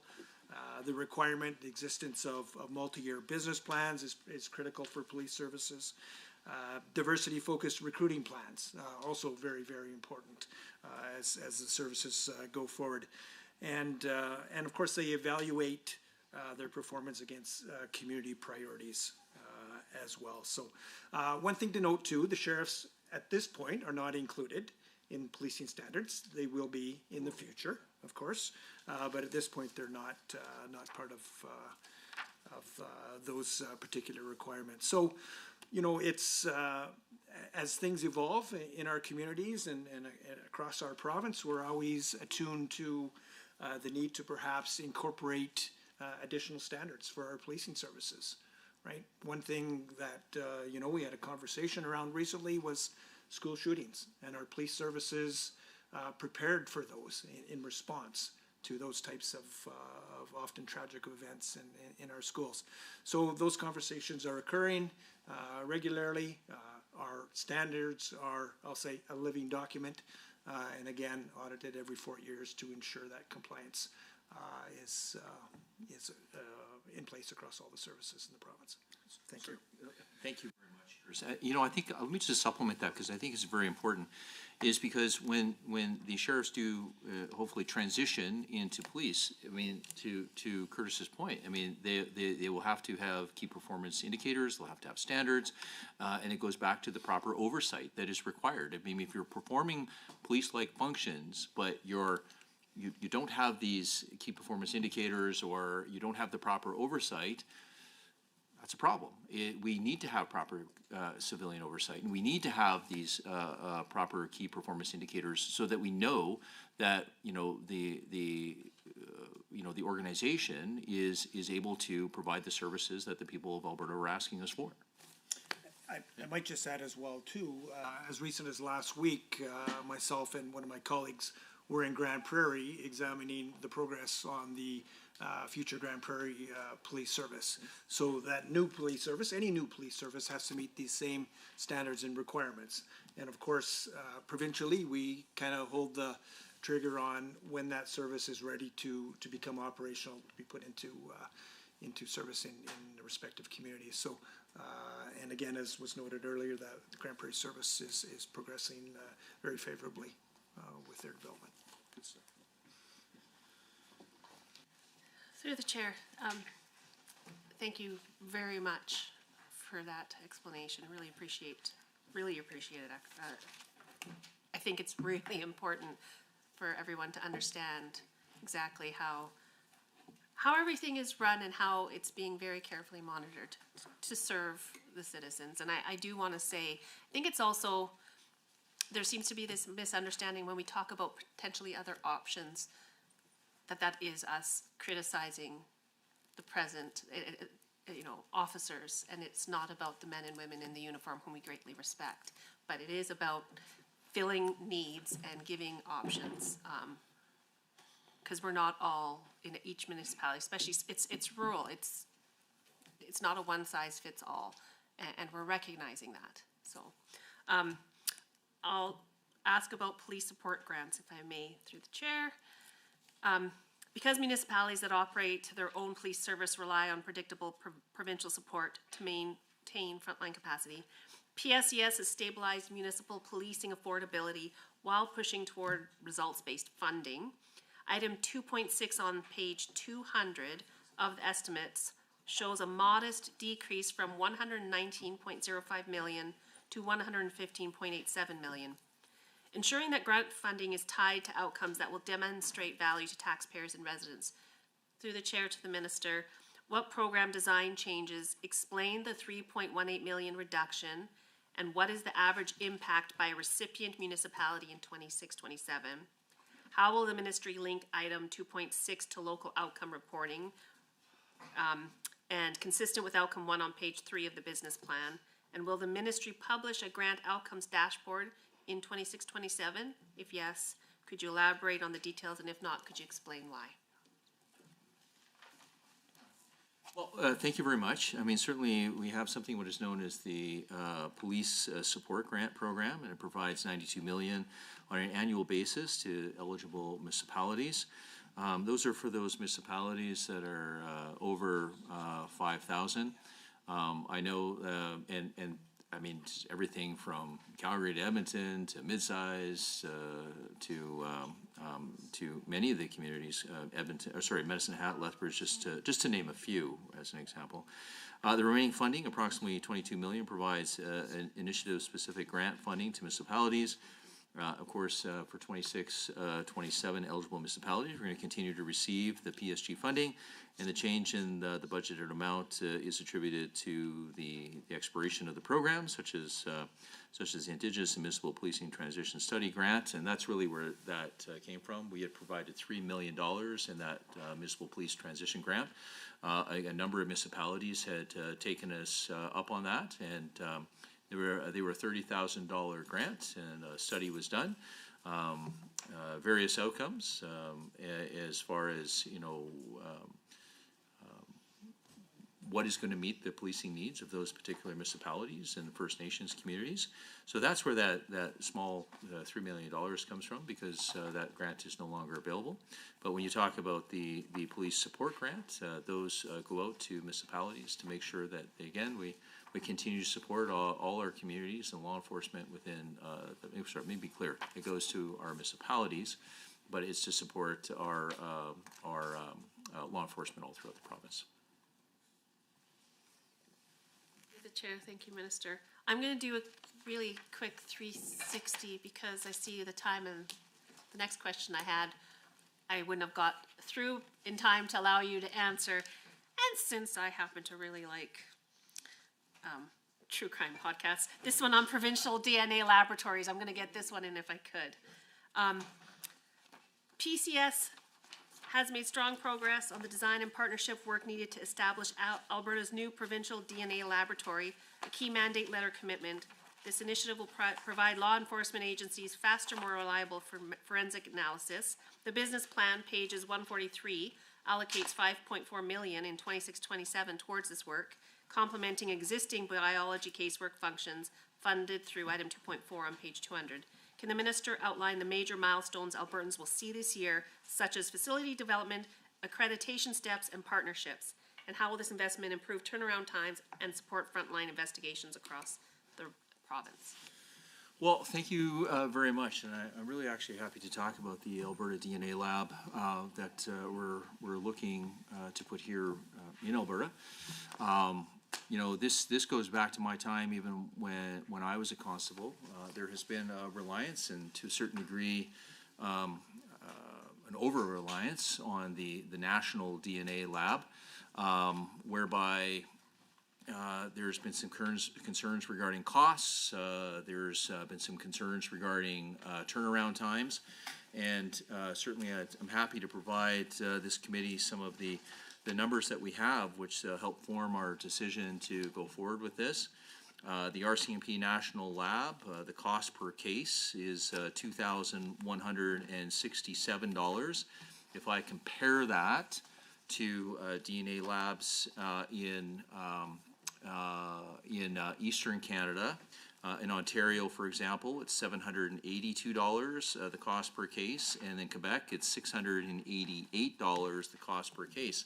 So I think it's fairly evident is that when you're talking about that disparity in the costs, that impacts policing when it comes to costs. So we talk about our friends in rural as an example. This is another way that we can alleviate some of that pressure. Again, when a police officer asks for a DNA request and that gets sent off, again, if I was to send it to the RCMP National Lab, that's a cost of $2,167.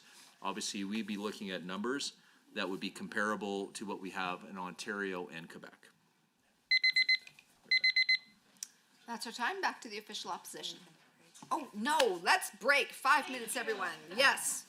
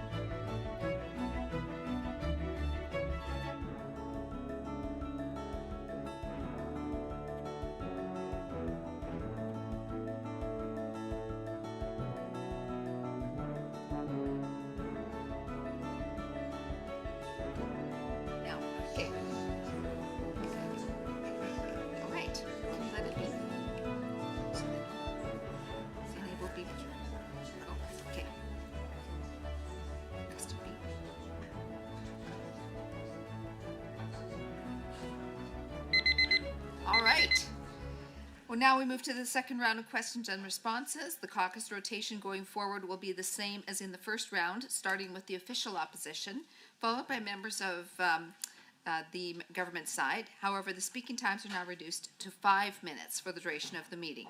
We'll begin this rotation with a member of the official opposition who will have up to 5 minutes for questions and comments, followed by a response from the minister who may speak for up to 5 minutes.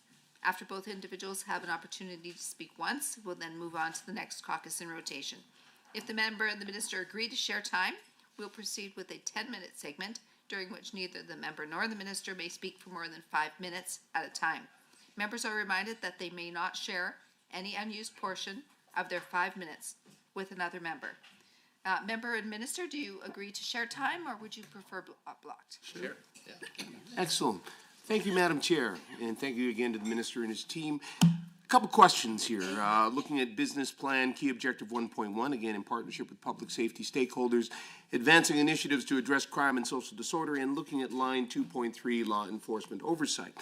Over the last 6 years, we've seen some significant growth of social disorder, lack of adequate or social or other resources to mitigate those impacts from it. And so more and more businesses, residential properties, and others are turning to private security to provide a better sense of safety for employees, customers, and residents.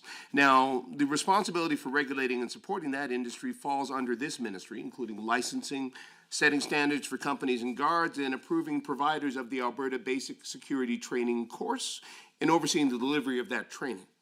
So my understanding, again, is that funding for that, all of those pieces would be in line 2.3, law enforcement oversight. Can the minister confirm how much of the amounts in line 2.3, how much of that funding and how many of the staff in that department are specifically focused on support and oversight of the security industry? Well, thank you very much, and I'll certainly have the team bring up those numbers. But I can tell you the security guards, of course, play a vital role in protecting Alberta's communities. I'm glad the member brought up the training. Students have to complete a full 40-hour Alberta Basic Security Guard training program, achieve at least 80% on the exam delivered by accredited trainers. I'm not entirely sure I don't want to presuppose, but I'm not entirely sure every province has that sort of level of training.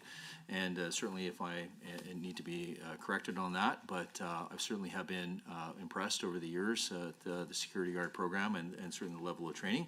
I think it's like anything in law enforcement. We always say, there are things we can do better, then I don't disagree with that.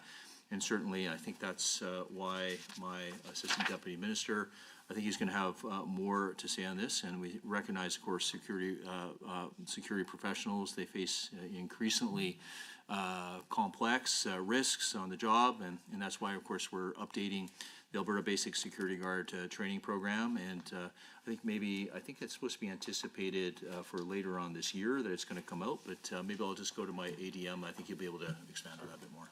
Yeah.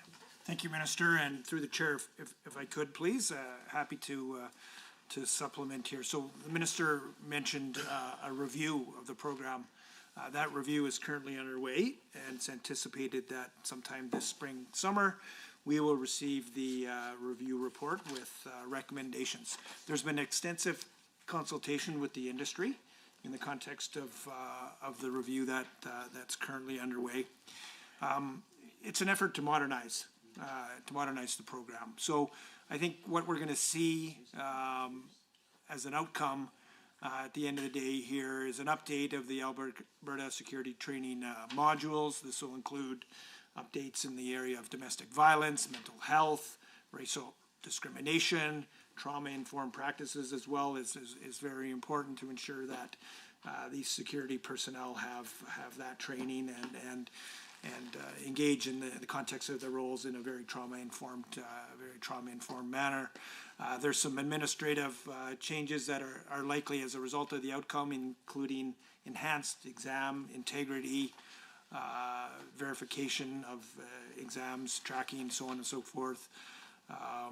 There'll be some timelines set to provide for security staff to or security trainers and such to update their content.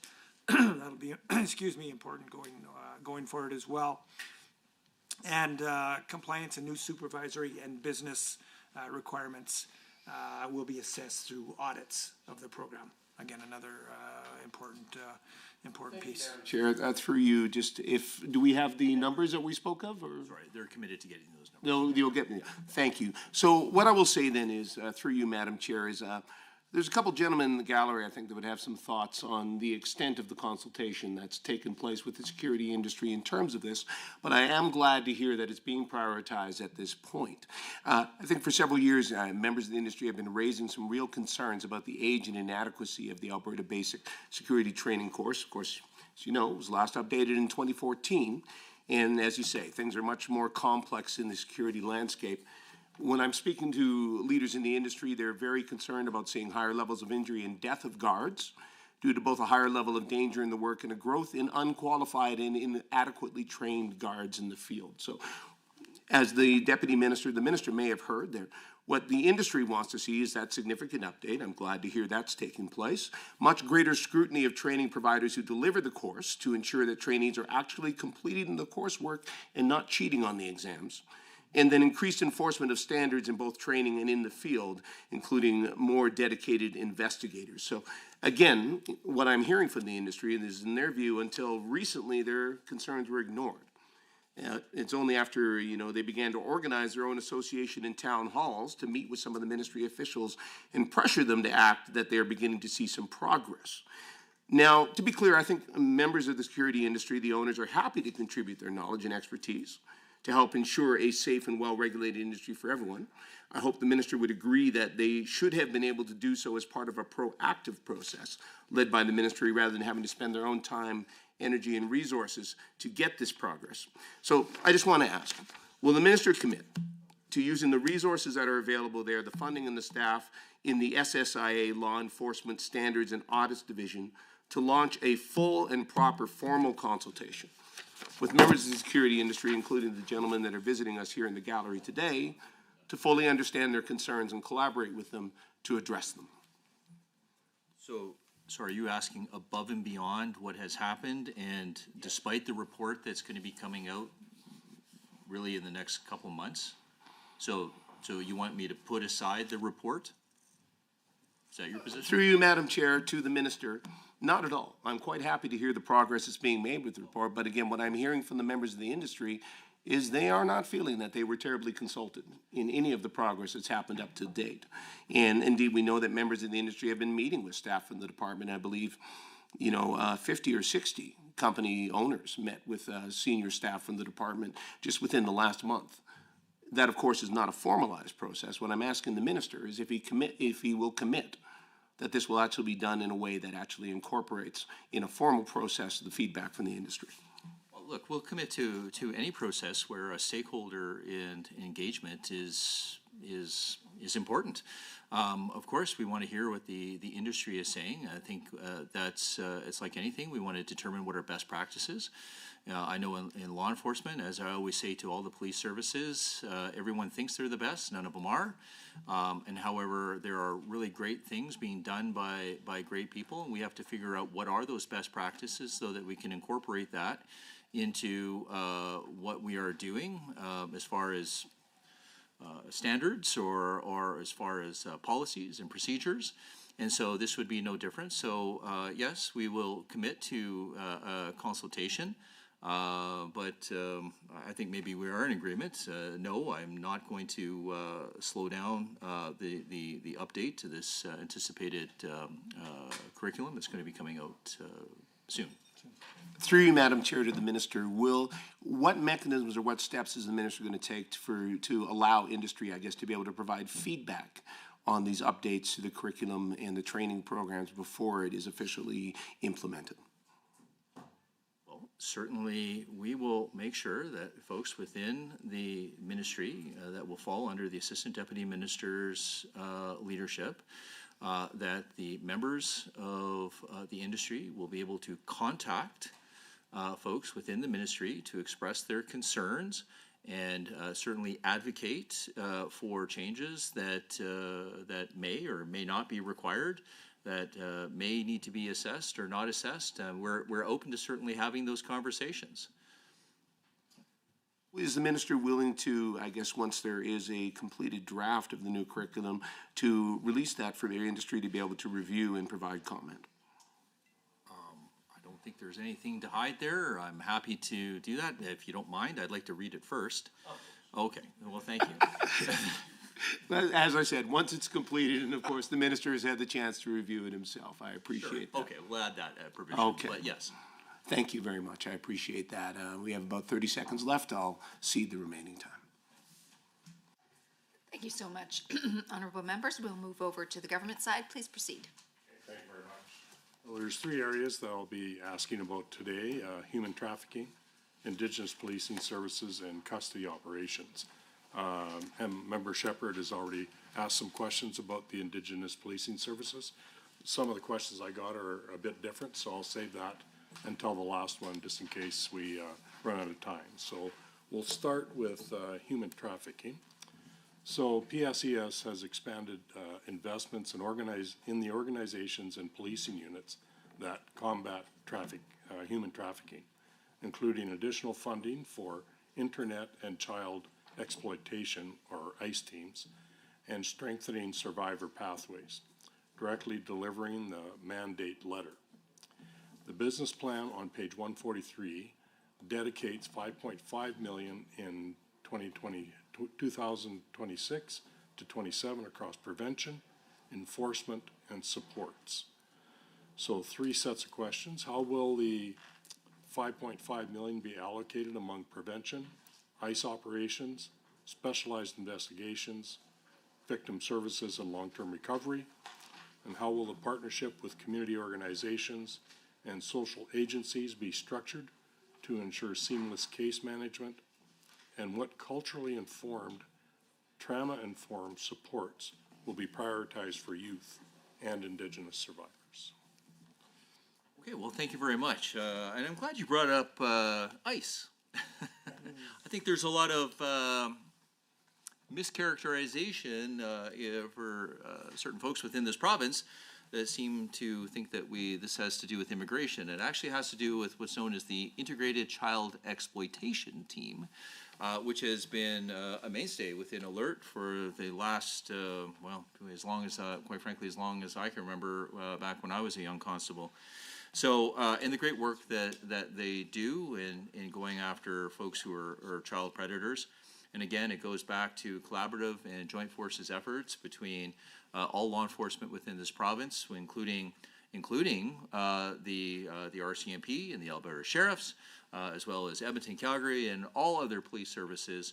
And I can tell you that the using intelligence systems and working collaboratively with policing organizations, not just in North America, but quite frankly, all over the world, they have been able to take down some of the most heinous child predators that sadly are sometimes even located right here in Alberta. So kudos to the great men and women who are doing an outstanding job. I can't imagine, and I was a cop for a long time, I can't imagine some of the horrors that these poor men and women have to see. And we talk about people that require that might have PTSD, or people that might, I'm talking about the officers, we got to make sure that they're taken care of as well. But now, that being said, I also want to expand on the great work being done by our Alberta Centre to End Trafficking in Persons. I can tell you that, one of my visions for the Alberta Centre was that they become a bit of an expert and a role model for not just folks here in Alberta, but for folks from right across Canada. And I would say that they're certainly well on their way to doing that sort of great work. Certainly there is grant money that we do provide them. I can tell you that when a human trafficking case does come to light, police services, all of them, tend to know that because of the uniqueness and the delicateness of dealing with somebody who is a victim of human trafficking, that any officer knows that they can contact, or should know, I would say should know, for sure the police organizations know this, that they should be able to contact the center to provide them strategic advice on how to make sure they delicately handle those people who are victims of human trafficking. Now, I don't know if, I know guys, if you got some numbers you want to be able to provide the member, but between the ICE team that's located in Alert, the Joint Forces effort that is being done, and then the work being done by the Alberta Centre to end trafficking in persons, I can tell you that Alberta has really become a leader in this field. And, sorry, do you have any additional money? Ross will have the numbers. Oh, sorry, Ross, would you mind adding some of the context there? Thank you. Do you want me to talk about human trafficking, Minister, or just more about the grants? Would you mind talking about some of the grants that we give sure. out? Yeah. So,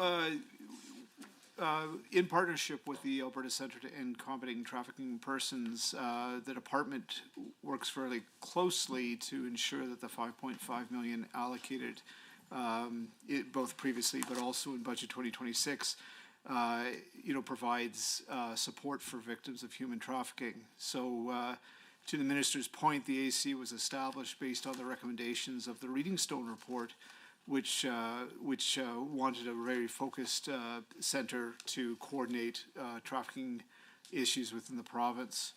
And so one of the items that came out of that was the Combating Trafficking in Persons grant program, which supports nonprofit organizations and Indigenous communities working frontline in the prevention, protection, and empowerment of victims and survivors of human trafficking, and plays a key role in establishing that network of support and services for victims and survivors that police, including the ICE teams, can rely on to support victims. That $5.5 million for CTIP, that does not form Alert's ICE team's core funding, but it does establish a number of full-time safety safety network coordinators within the province, both in the north and the south. I guess maybe a comment. Human trafficking is very complex, and I think the work that the AC has been doing, conducting engagement sessions around the province, most recently here in Edmonton, and bringing together community stakeholders to really focus and discuss the importance of how community-based response is required for the complexities of the crime. If you don't mind, I think it's important for everyone to be aware of the seriousness of child exploitation, and that really everyone has a role in trying to make sure that we do what we can to protect kids. And right now, I can tell you from just stats that we have from the ICE team that in 24-25, which is not that long ago, we're talking about 5,871 case file intakes. I mean, that's quite frankly outrageous. That's a 54% increase over 23-24. And again, it's quite frankly outrageous to see that as a society, of course, that loves all of our children. We have to make sure that we are not just doing something, but again, you've heard me say this before, we can always do better, and I think that we do need to do better to continue to protect kids from being exploited. Now, I can tell you that 135 suspects have been charged in 24-25, 577 charges laid, 178 children have been rescued, which is a great stat to know. But it is very scary to know that we had 178 kids that we know about that are people that required that being rescued. All that to say is that there's a lot of work that has been done, a lot of work that needs to get done, and I would say that we have to continue to, as I have said and what the Premier has said quite often, we have to do whatever it takes to keep the people safe, and I don't think there's anybody in this room that would disagree that we have to do whatever it takes to keep our children safe. You indicated that the numbers were going up, and it sounds like there's been some success in arresting and convicting people. So what do you think the factors are for that increase? Is it a dramatic increase, or is it what? Do you have a feel for that? Well, I'd only be speculating, but it may, 54% I would consider is a dramatic increase in that. You know, could it be the fact that, you know, technology has come to the point where we as law enforcement, I guess I'm not a police officer anymore, I gotta remember that. But law enforcement within Alberta are able to be able to figure out who are the offenders. So I would say some of the technology that law enforcement's been able to utilize has been helpful to identify those types of offenders. But the reality is that there's such a plethora of inappropriate stuff that is on the internet right now, and I just think that we as a society need to do better to protect our children. Thank you very much for that answer. Thank you. Thank you so much. We'll head back to the official opposition. Please proceed, member. Thank you very much, Madam Chair. Minister, I'm interested in going back and forth, if that's something that you're open to. Yes. Thank you very much. I would like to start regarding page 198 of the government estimates, specifically around 3 correction services. I have the Edmonton Remand and the Edmonton Young Offender Center in my community. So I'm curious, you know, I look through the budget and I look through the statements and the overseeing that's related to corrections, and there's talk about training and policy requirements and that kind of thing. But in your opening remarks, you mentioned safety for those that are in custody. And so last year, if you remember in estimates, we were talking about the 5 deaths that happened at the Edmonton Remand Center in a very short period of time. And there was a commitment for a board of inquiry and a review of the situation because deaths are occurring in custody. I'm curious what the status of those reports are, and if they haven't been completed, when we can anticipate seeing them. I might have to rely on these folks to know when exactly that's going to occur. I know that, actually, do you think Fiona has? Yeah. Okay, yeah. Maybe we'll get the Assistant Deputy Minister in charge of corrections. Maybe she can provide you that information, and I can supplement after that. Go ahead, Fiona. Yeah. Thank you. My name is Fiona Lavoie, and I'm the Assistant Deputy Minister for the Correctional Services Division. So, Madam Chair, through you to the member, certainly any time that there is an adverse occurrence of something within a custody facility, there is a regular set of processes and procedures that occur. So the one that you mentioned is a board of inquiry, and that is a process in which an investigation occurs in relation to the learnings of what transpired and what learnings can be derived from that for us to assess any needs within, whether it be training or discrete matters and whatnot. So those inquiries happen, and those feed into a broader process, which is a fatality inquiry process. And that is a court process that occurs when there is a fatality that occurs within a custody environment. And the timelines for when those occur are within the provincial court process. So the timelines vary in when that occurs and what the results of those recommendations are. If you don't mind, thank you. I mean, I think we're total agreement here. Like any death, we don't want to see any death while somebody is in custody, which is another reason why I created the therapeutic living units, which are in our correctional facilities within Alberta. I'm happy to expand on that if you don't choose. Certainly in 2020 and 2021, we had 11, 12, 2025. I think you mentioned 5. So. I mean, they've gone down. I would say that if you remember, I was with the Associate Minister of Mental Health and Addictions, and when I had originally gone into some of these correctional facilities, I had observed. I'm not saying that this is one, like I'm not investigating this, but one thing I noticed is that there was a drug called Suboxone, and Suboxone, which is an evidence-based medication, was being distributed and used as a form of currency within the correctional facilities, and certainly theoretically enough. If you put it under your tongue and you took it aside and you got enough of it, you could try to OD. Now, I can tell you, I do have confirmation from Mental Health Addictions that Suboxone is no longer being delivered. Sublocade is, and Sublocade is great. It's evidence-based medication that kind of goes under your belly, so it's something that cannot be used. But certainly, trying to remove any of those potential options or mechanisms that somebody could use to hurt themselves, we've been trying to do. And I mean, again, I don't want to see any deaths, but the numbers, the fact they're going down is trending in certainly the right direction. Thank you. Yeah, thank you, Minister. The 5 that I was referencing was just from October of 25 to December, and specifically there was a veteran that was killed while in custody at the Edmonton Remand. And so I know the family is desperately waiting for the results of that. So thank you. I didn't hear a date, but we look forward to seeing that and what recommendations come out of that. So page 145, outcome 3.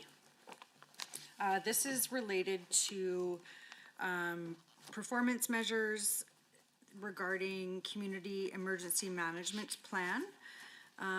So your ministry is responsible for emergency preparedness. I'm curious about any contingency plans in this area, specifically as it relates to the Canadian Armed Forces.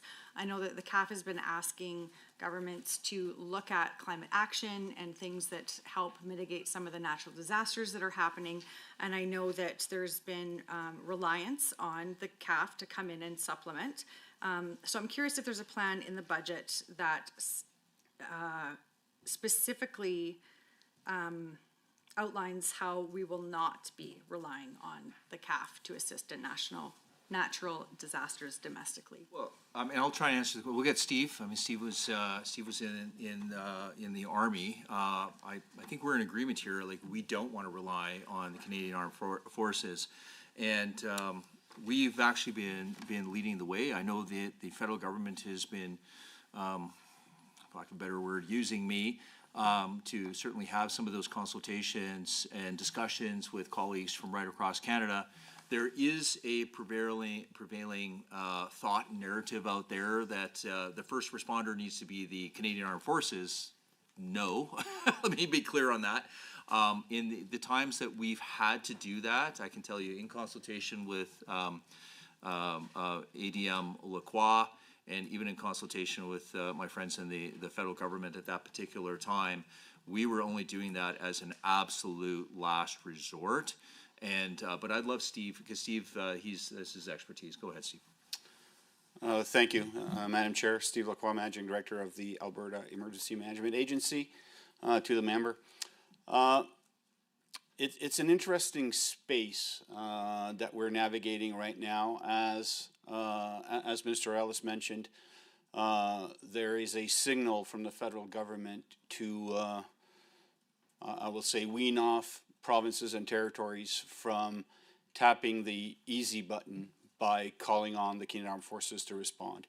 And in the defense of the federal government, they've invested $166.9 million for a thing called their humanitarian workforce, which is an amalgamation of 5 organizations, the Red Cross kind of leading the way, St. John's Ambulance, Salvation Army, SARVAC, and Team Rubicon, another group formed from veterans.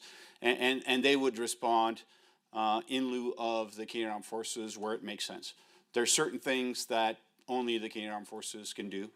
And we're somewhat fortunate in Alberta that we don't have that many isolated fly-in, fly-out communities as Manitoba as an example, but we do have some. So strategic airlift will definitely probably still reside there. Now, as Mr. Ellis mentioned, each time we've called upon the military through a request for assistance, there have been some serious considerations as to if that was the appropriate tool or the appropriate effect we were seeking was to be delivered by the military. Yeah, ultimately, when that decision is made, we make a request, and then Ottawa has the ability to say yes or no. But back to my point about the complexity we face right now is the Canadian Army is transforming. And, well, you know where I came from, so it was very easy to deal with the commander of 3rd Canadian Division, the position I used to hold, and also the commander of Joint Task Force Prairies. That role will change with that commander becoming responsible for essentially expeditionary operations, and that role will fall onto the commander in Montreal. So I will personally lose that direct connection, and we've yet to figure out, because it's not for us to figure out, how Ottawa is going to address that through the use of their Canadian Joint Operations Centre. Thank you. Thank you very much. So last year in estimates, we were talking about finding a specific line item that would support the support and transition veterans through housing and health supports. At the time, Minister, you said you were open to considering this. I can see that that consideration hasn't been implemented unless there's a line item in here that speaks to that. I know that there was a commitment that veterans would receive 8 beds for those that were struggling with homelessness.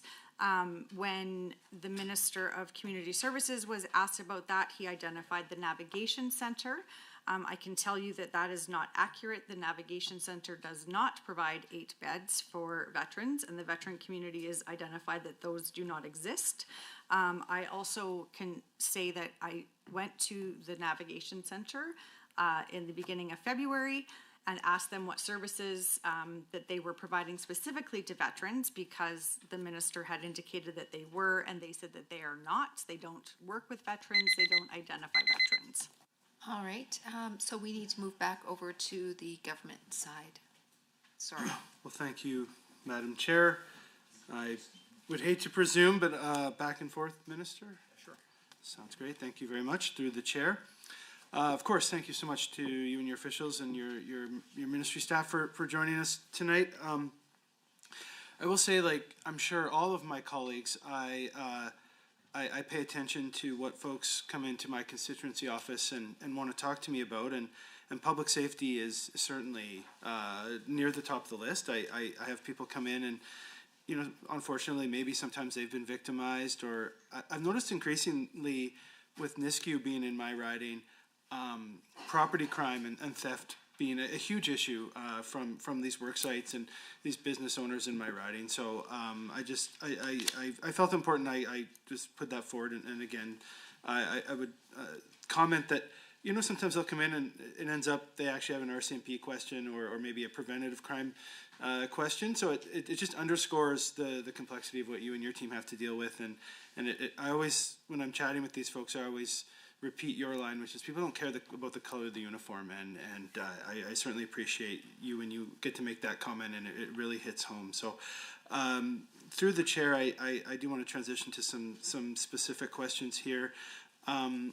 Minister, I noticed you mentioned therapeutic living units very briefly. I'd love to give you a chance to expand on these units a little bit. Again, I personally have never got a chance to tour a facility that has these units or visited these units, but I can see the impact that they make just by hearing the other ministers or folks who have got a chance to see it.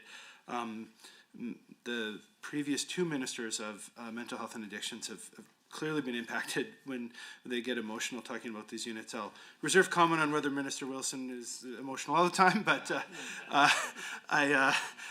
through the chair, I will ask specifically here to the minister in front of us about these units. And of course, this is performance measure 1B on page 144 of the business plan.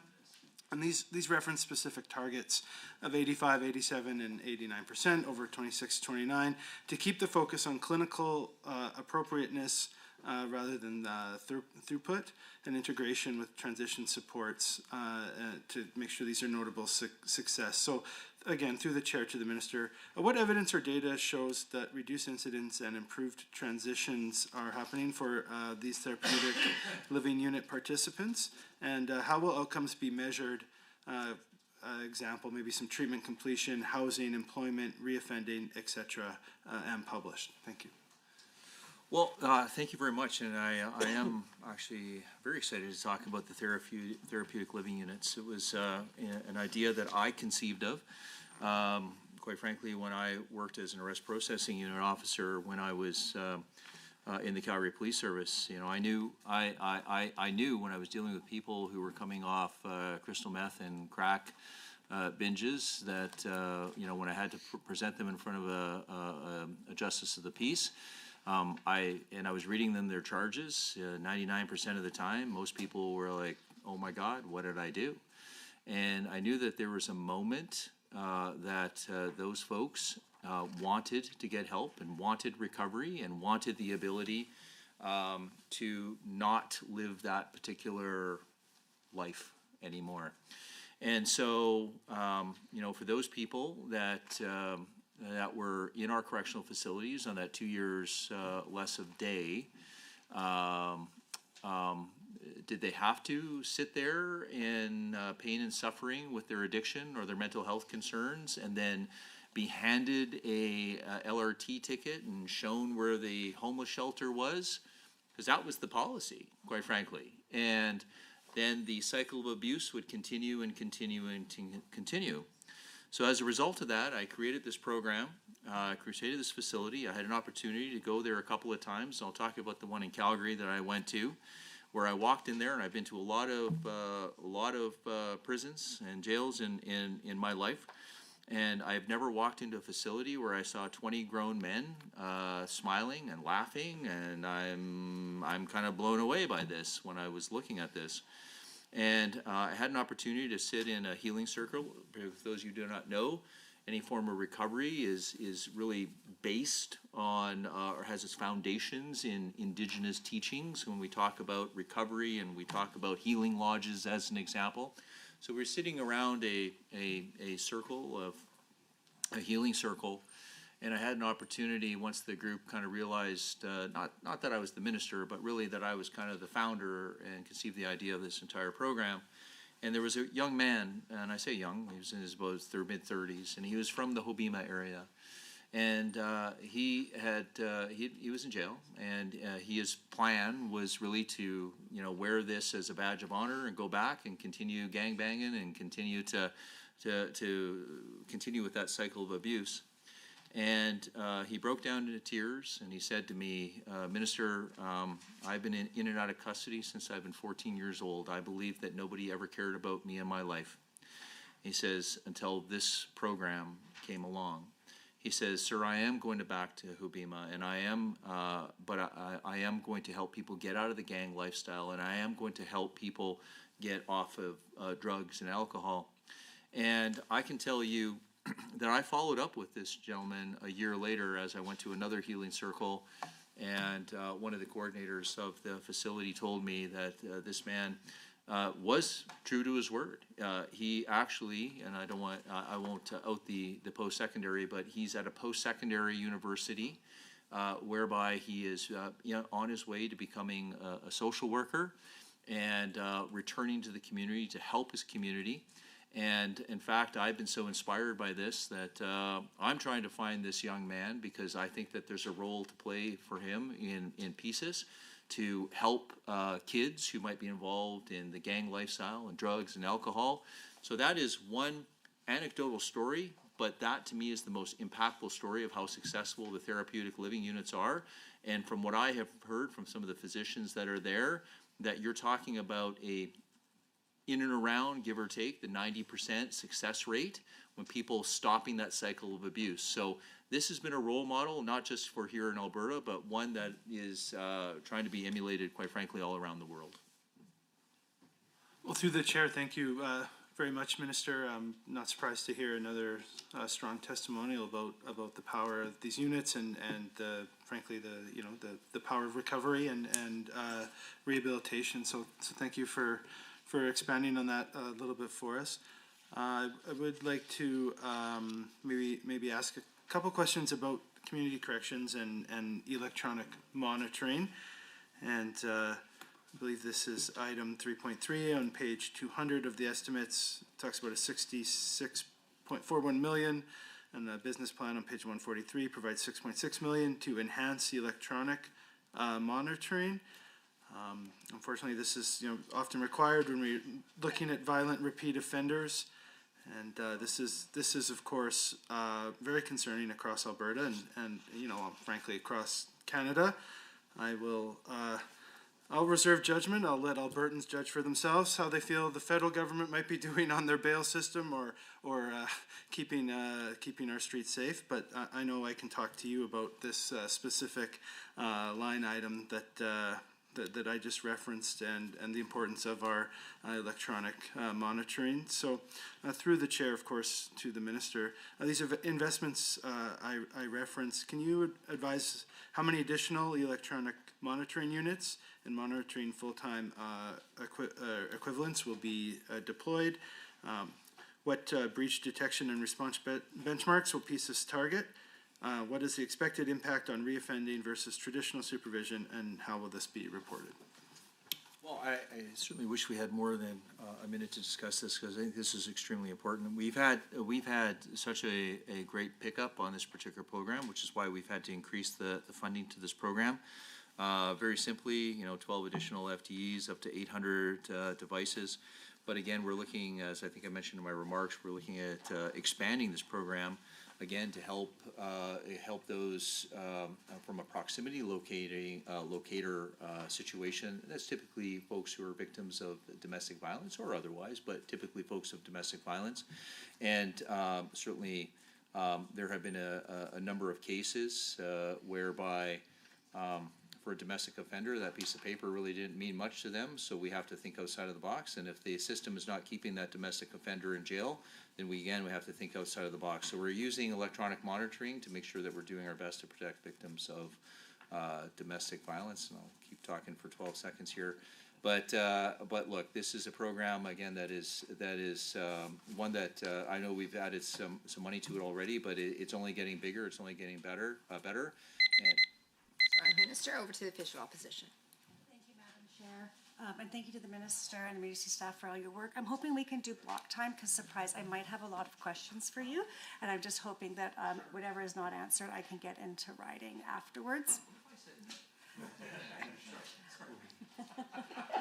I've been told I get to do block time if I'd like it. So, victim services, on page 41 of the business plan, it refers to supports for those affected by domestic violence and human trafficking.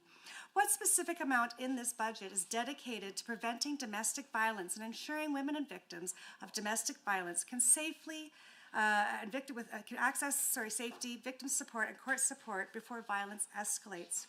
Since domestic and gender-based violence are public safety issues, why is the only metric assessed in the ministry's business plan the application processing time for victims' services? Why doesn't the ministry report on the impact of the services? Is there any other metric the ministry collects data on regarding domestic violence? Research shows that domestic violence is often repetitive and predictable, and it's not random. The ministry's 2026 business plan provides crime prevention grant funding and leads supports for victims of police-reported intimate partner violence. What does the ministry fund to intervene earlier before violence escalates? What considerations are taken for what are not captured by the annual report metrics of intimate partner violence, unreported violence, barriers to reporting, coercive control, or women who never engage with the police at all? Given these limitations, why is the primary outcome indicator for the GBV strategy? If most intimate partner violence is never reported to the police, why is the police-reported IVV being used as a primary outcome indicator for government performance? What other metrics are used to measure whether women can actually access safety and supports, including court support, victim supports, emergency travel, relocation help, or trauma-informed follow-up? What is being done to enhance regional supports for victims of intimate partner and domestic violence, especially for Indigenous women, rural women, women with disabilities, and women who do not trust the justice system? And through the chair, line 5.2, page 200 of estimates reveals an increase of 2.7 million compared to the 2025-2026 estimate. How much of the total funding goes directly to frontline victim service units? What is the impact on the increase of frontline services? Which programs or initiatives will receive funding this year? For victims of crime assistance programs and victims of crime and public safety funding, how much additional funding is allocated to these? Under your grants, the business plan on page 143, a key objective for this ministry is allocating $5.5 million to grants and initiatives to combat human trafficking. How much of this funding directly supports survivors through shelter beds, mental health supports, counseling, case management, long-term housing, rapid exit services? How much is allocated to enforcement, coordination with nonprofit and cultural groups, and administration for data and research? On page 6 of the 24-25 annual report, it indicates that there's a $2.5 million to the Alberta Centre to End Trafficking in Persons. Can the minister break down where this funding is allocated and where in the budget it comes from? Emergency housing is the biggest barrier traffic victims face. The Combating Trafficking in Persons Grant Fund will add 19 rapid exits and transitional beds across Alberta. How many beds existed before this expansion? How did the ministry determine the 19 beds would be enough? The ministry says that the new regional victim service model improves access and consistency, but frontline organizations are reporting less local connection, weaker coordination, and more inconsistent court supports. Alberta shelters respond to 53,391 calls to help in the 23-24 and turned away more than 31,000 people because of the lack of space or resources. What is public safety doing to ensure women who cannot access shelters will still be able to access immediate victim support, court support, and safety and planning? If shelters are increasingly filling court gaps, what is public safety doing to ensure women are not losing services because of ministry silos? What evidence does the minister have that women experiencing domestic violence are actually safer and better supported under the new model? What specific measures does the ministry take to know whether women in rural communities can access court support and victim services in a time and safe way? On page 28 of the business plan, there is the joint commission with the Alberta 10-year strategy to end gender-based violence. With the implementation of this, what is the formal coordination with your ministry? Of the $15.7 million, how much of this is it allocated to your ministry? Pardon me, member, you get 5 minutes and you've just reached it now. So we'll go to the minister for his response. Well, thank you. I don't want to take away from my ADM here, who has the specifics for you, but I do want to touch on a couple of things that you mentioned here. Certainly, not to rehash everything, but victim services is meant to, of course, provide predictable, sustainable funding and making sure that there were communities in Alberta that had no victim services. So we've stabilized that to provide that predictable, sustainable funding. And in fact, we're talking about people who are employees of the government there, and certainly what I've been getting is actually a lot of positive feedback when it comes to the way this is starting to play out. And I will add that any complaint against victim services is always taken seriously, and it goes through ADM Naren, who obviously conducts an investigation. I also want to talk about Clare's Law. Clare's Law is something this government brought in. Again, it's another great piece of legislation that has been able to help a lot of people. As we know, we had a piece of legislation on that where we had to kind of streamline this because, quite frankly, we've had a lot of pickup, so that's very helpful. I had an opportunity to meet with Fear is Not Love not that long ago, and certainly appreciate from them to me the support that we have been doing to help those who are survivors and victims of domestic violence. And then, as I had mentioned earlier on today, all police organizations, or should I say most police organizations, because some are small, but domestic conflict is one of the most unpredictable things that a police officer can deal with, because you don't know. And as you previously mentioned in your questions, some of this is unreported, and a lot of this might be in the home or underground. So, this is why, certainly when I was a judicial interim release hearing officer, I would always ask typically the victim, who was typically a woman, I would always say, do you fear for your life? And if the answer was yes, I sought that person's detention and custody. And I think that's something that, quite frankly, a lot of maybe some of our lawyer friends that probably should consider that as a way of dealing with folks with domestic violence. The Center to Combat Human Trafficking, again, is another very important organization, and I'm going to go to ADM Naren to talk about some of the great funding that we're providing. Thanks, Minister. Chair, thanks for the question. Gender-based violence is a very complex issue, and it's one of the reasons why the government brought out the 10-year strategy to end gender-based violence about 6 months ago. Gender-based violence stems all the way from intimate partner violence all the way through to hate crimes and human trafficking, family violence, sexual violence. It's a very complex issue, as the strategy indicates. It touches 16 different ministries, and as laid out in the strategy, there's over 670 unique services and initiatives done by the government to help prevent and address gender-based violence, and that's offered through 300 different organizations all the way through Alberta by those ministries. It stems from prevention, early intervention, crisis intervention, and rebuilding lives.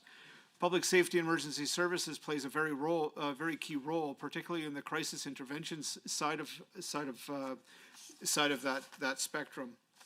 And within the Victim Services Organization, there's a number of different grants that are provided to provide support to families of domestic violence, through organizations such as Homefront Society down for Southern Alberta, Encompass in Northern Alberta, and also support from a number of other organizations province-wide.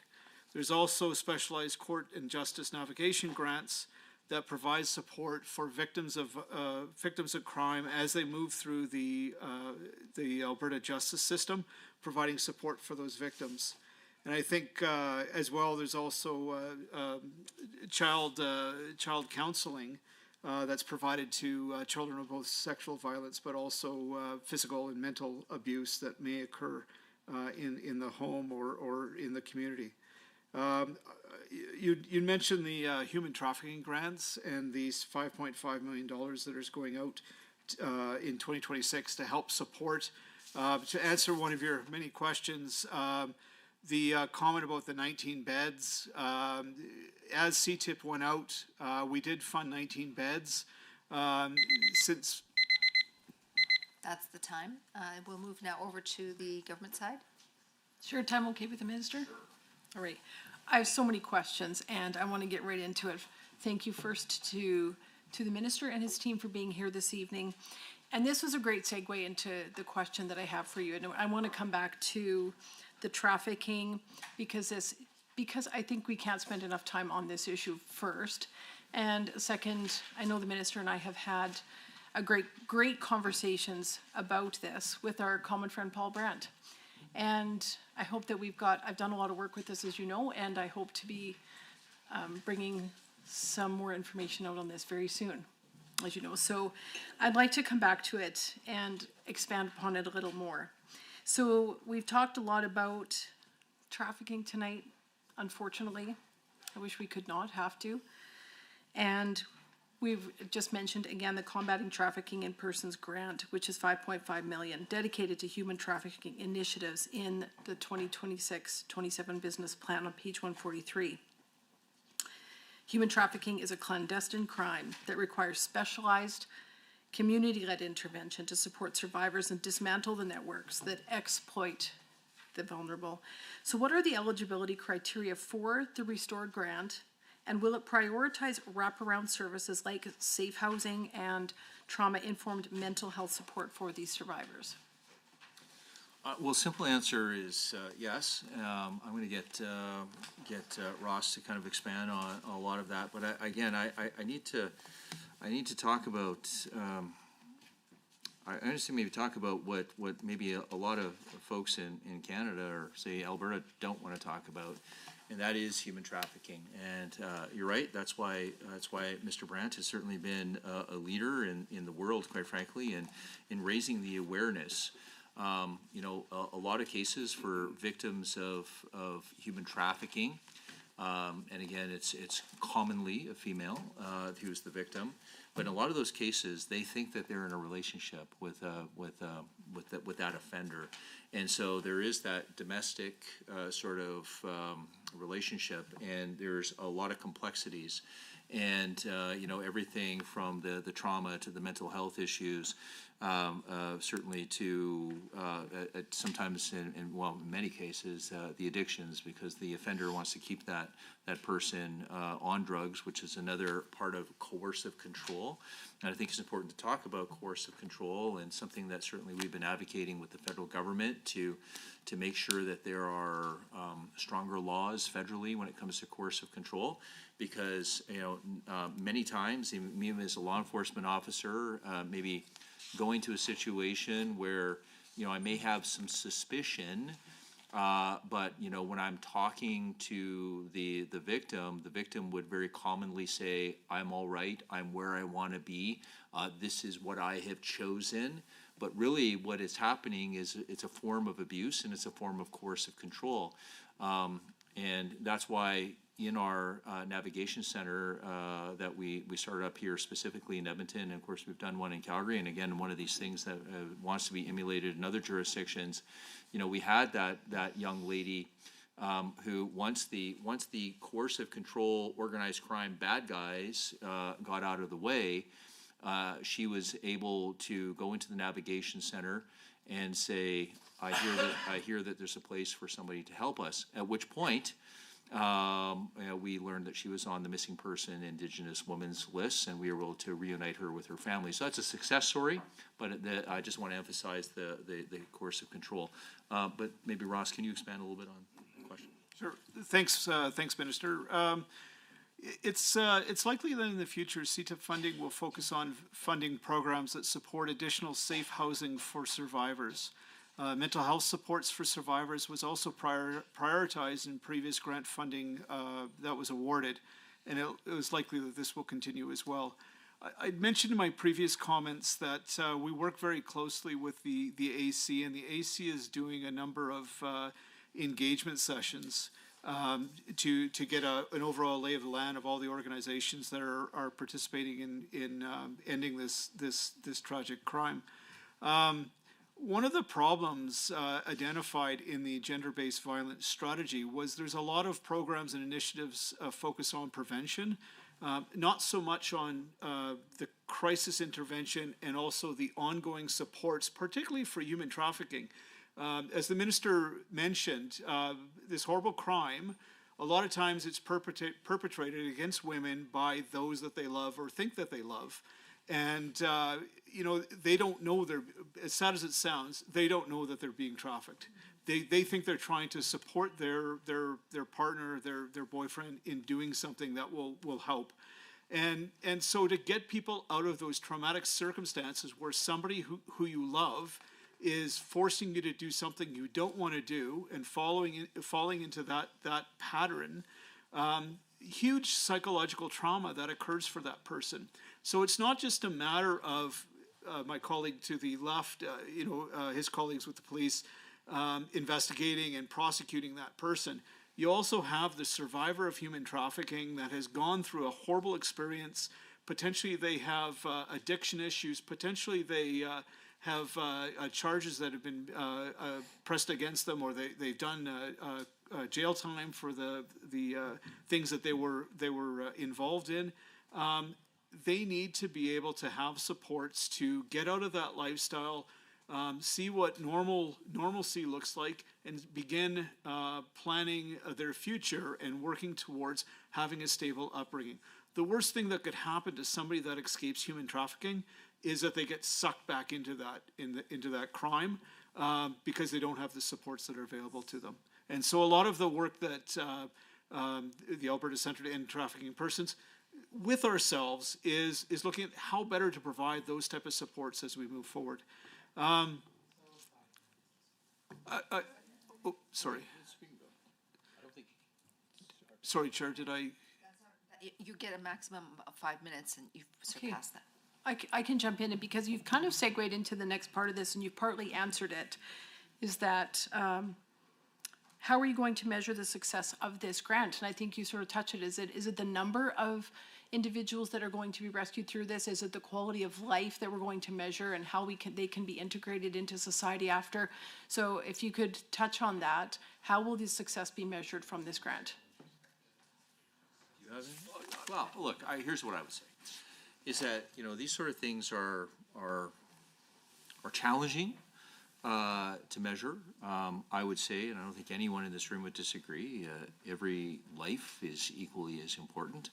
So, for me, it's about making sure that we have the system and the process that's in place to make sure that those who are victims or those who are even perceived as victims, that they are getting the necessary mental health, addiction supports, law enforcement supports, so that we can tackle this from a multitude of different angles.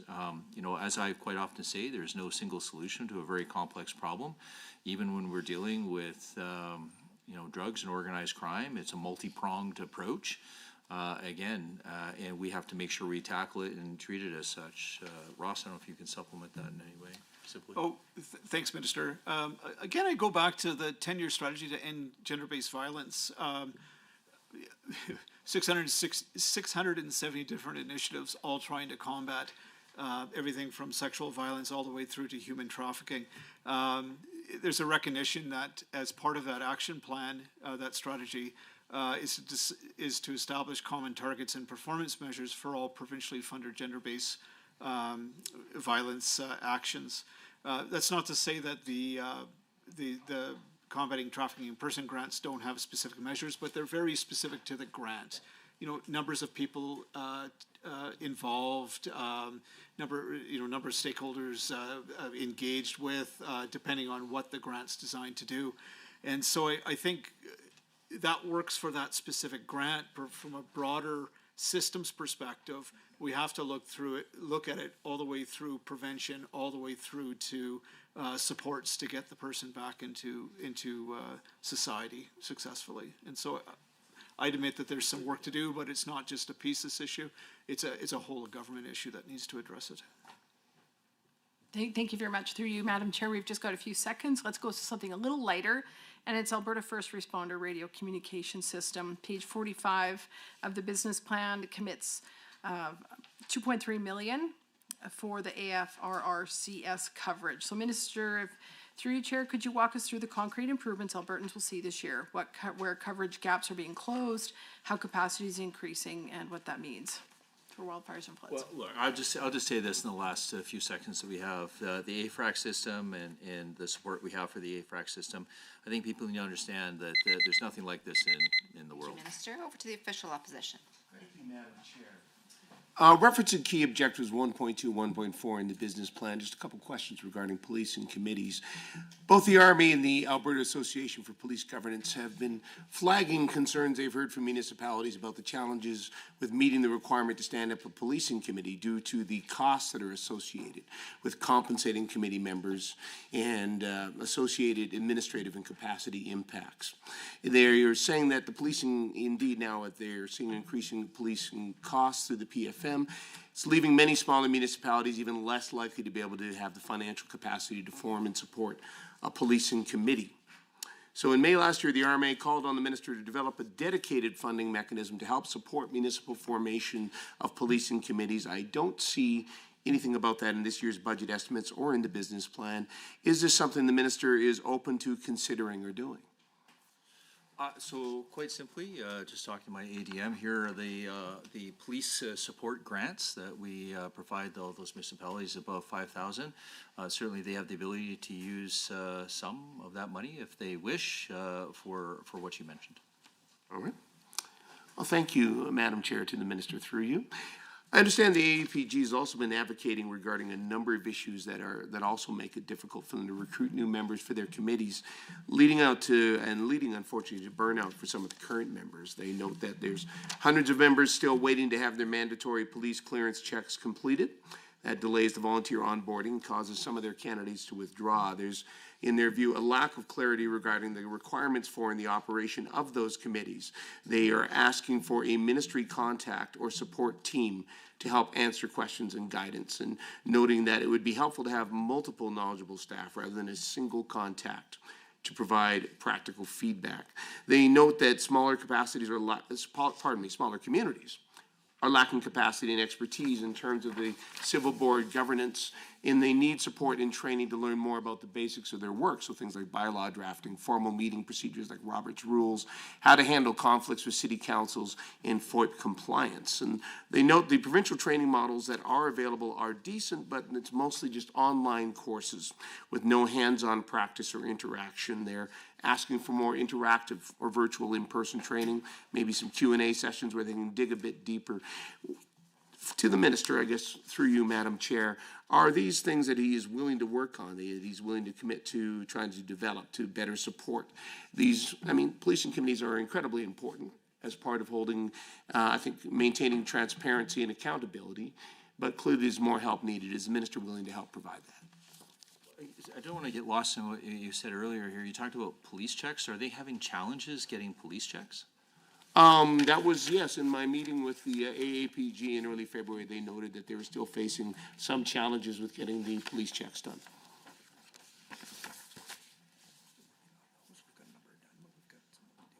Okay. You know what, I mean, look, Curtis, I mean, you're happy to look, my understanding is that, I don't want to parrot what you just said. You might as well just say it. I think it was reasonable what you said. Yeah, absolutely. Thank you, Minister. Through the chair, if I could respond with some information there. So in the context of the security checks, yes, with specifically policing committees, the ministry has offered to do, I'll say, the first tranche of security checks to help get the committees up and running. Subsequent security clearances and checks will be the responsibility of the respective municipalities. So we've, I'll say, graciously offered to do the first round. We are through a number. We have more to do, I think, to your point. But that is certainly in the works. I know, remember, you also made a comment around training as well, too. So specific to training, our team is working on a revised and improved training program. It will be online, but we have also offered to municipalities to have a bit of a hybrid approach where we will do some in-person training with AAPG members, committee members, police committee members, police commission members as well too. So those things are in the works. I will add as well that we do provide a funding grant to the AAPG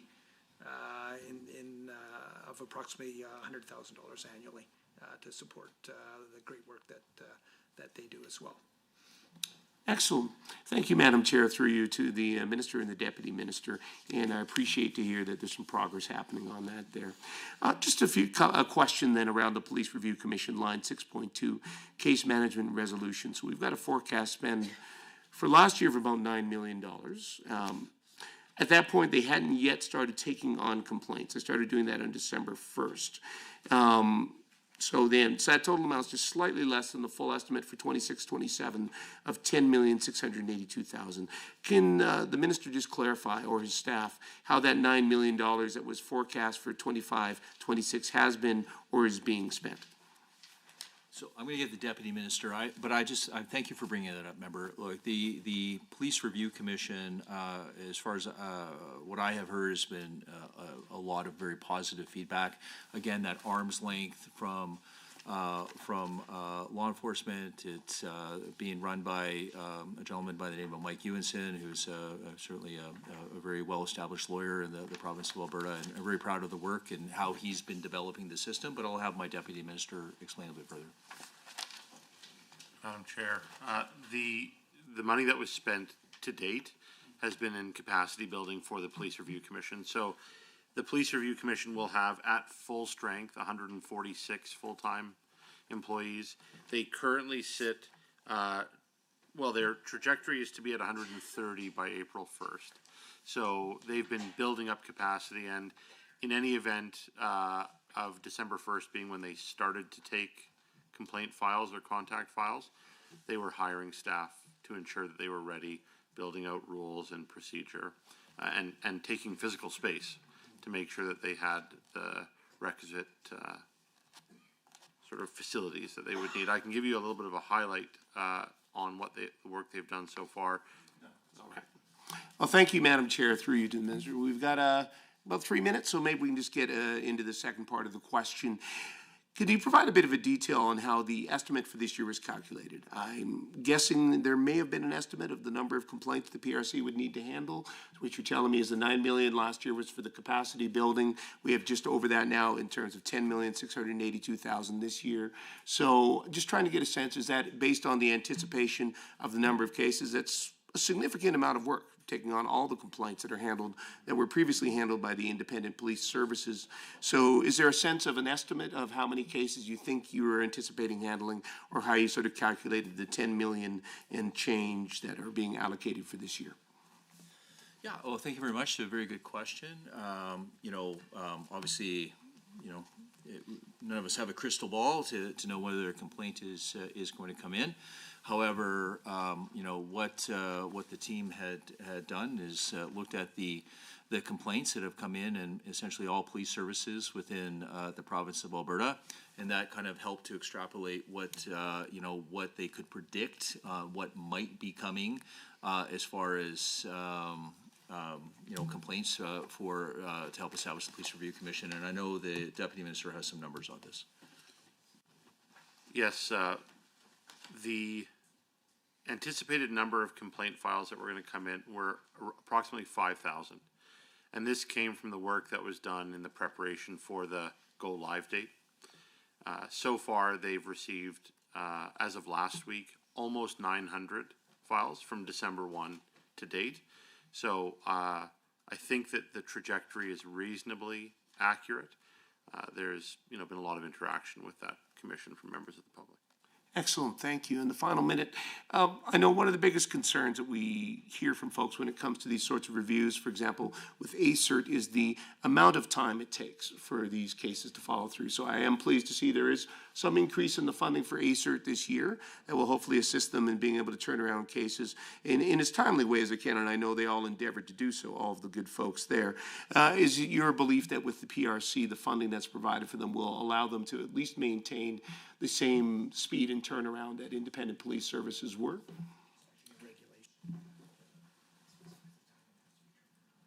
Very good. Yeah, as the Assistant Deputy Minister indicates, there's a regulation that specifies the time it has to be turned around. So I believe that we're going to be meeting all of those metrics, and certainly the Deputy Minister has been in direct contact with Mike Ewenson, and certainly he believes he has the necessary funds in order to get this thing fully operational.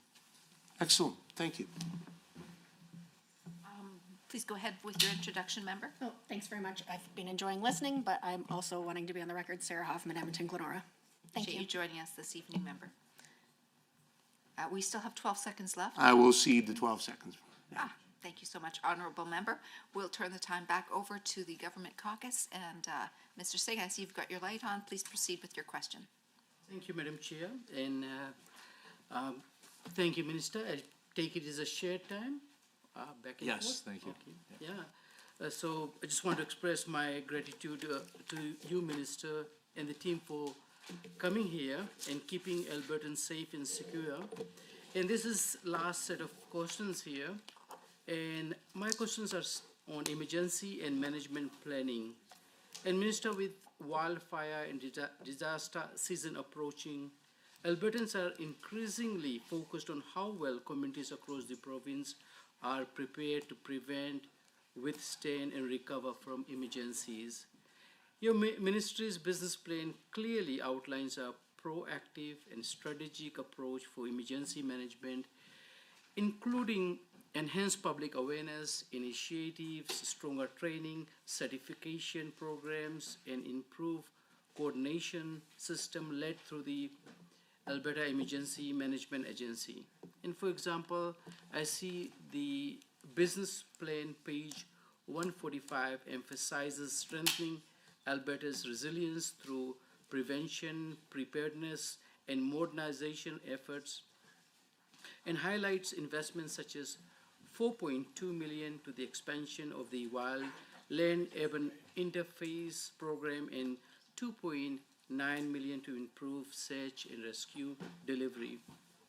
And with this strong foundation in place and continued investment in emergency readiness, can the Minister please outline the key components the government incorporates into the effective emergency management plan, such as comprehensive risk assessment, mitigation strategies, coordinated response protocols, and detailed recovery planning, and how these components align with the priorities outlined in the business plan, page 145, and how frequently should these emergency management plans be reviewed and updated to ensure they remain responsive and evolving risk, changing climate realities, and the shifting needs of Alberta communities, particularly considering ministry's ongoing modernization initiatives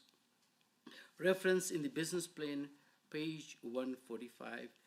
And can you highlight what training, supports, and resources are currently available to municipalities and communities, including those provided through the Alberta Emergency Management Agency, such as field officer visits, community emergency management plan reviews, and expanded training and certification supports as referenced on page 6 of the business plan. Thank you, Minister.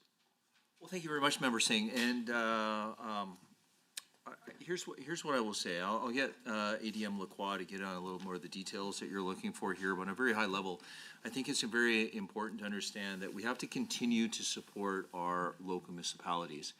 There is a prevailing thought process, one that I don't necessarily agree with, which would be similar to what the American version is, which is FEMA, where everybody's kind of being deployed out of Washington, D.C. I don't understand that because obviously when we have, when they have disasters on the West Coast, obviously being deployed from the East Coast doesn't necessarily make sense. So even if you look at it from having resources deployed out of Ottawa or resources deployed out of, Saskatchewan or Manitoba, again, doesn't necessarily make sense. In the event of a catastrophe, an emergency such as a wildfire, making sure that the local people have the resources that they need in order to effectively deal with the emergency and the crisis, that is how we have been, I would say, as successful as we have been. And then having Alberta Emergency Management augment and support all of our local municipalities, again, continues with that success, which is why we have been recognized as probably one of the top, well, if not the top emergency management agency in Canada. But for some of the details, I'll go to Stephen Lacroix there, please. Thank you, Mr. Madam Chair. Through you to the member. You might have heard me say that training for the Olympics during the Olympics is probably not a great idea. Therefore, we have a number of plans in place that are actually regulated under the Emergency Management Act through the Local Authorities Emergency Management Regulation. So the last iteration of that piece of legislation in 2025 gives local authorities, Métis settlement as well, up till 2027 to have disaster risk reduction strategies in place, to have evacuation plans in place, to have emergency management plans in place. And rest assured, actually most of them already do, to be quite frank. On top of that, we have an Alberta emergency plan that is reviewed every 5 years. And in 2026, actually, we're starting the overhaul of that particular plan. On top of that, our field officers visit every local authority every year and review and help construct, if they don't exist, all those plans I talked about with local authorities. In terms of training, we provide a lot of it actually to all our municipalities. In the past year, just going off the top of my head, there are 14,000 people took training provided by the agency, mostly when it comes to incident command system, which is kind of the doctrine we employ to manage incidents in that very decentralized system that Mr. Ellis talked about. And we have also trained up to 500 people that participate in a construct that we call the All Hazard Incident Management Teams. These are municipal volunteers that we can use to augment local authorities undergoing significant disasters, and actually we've exported that capacity as an example to Yellowknife in 2023. So a lot of training by a lot of people being made available, and I'd say to inform that planning exercise, we have what I would qualify as probably one of the best tools out there that we refer to as the Hazard Identification Risk Assessment Tool. So we've trained a number of people across the province. That involves local authorities. We can go to industry level. We can go to individual levels. And there's a bit of a traveling roadshow ongoing right now where we've visited communities, helped them run their problem set as it pertains to natural disasters through this evidence-based tool, informed and consulted with academia. And the outcome of that is a detailed risk list, if you will, with risk treatment solutions that they can apply to their problem set. And then you go back to then developing a plan that addresses that, and it enables people like you and at the local level, elected officials, to make evidence-based decision-making when it comes to developing the necessary plans to withstand what Mother Nature will throw at them every year, unfortunately. Thank you.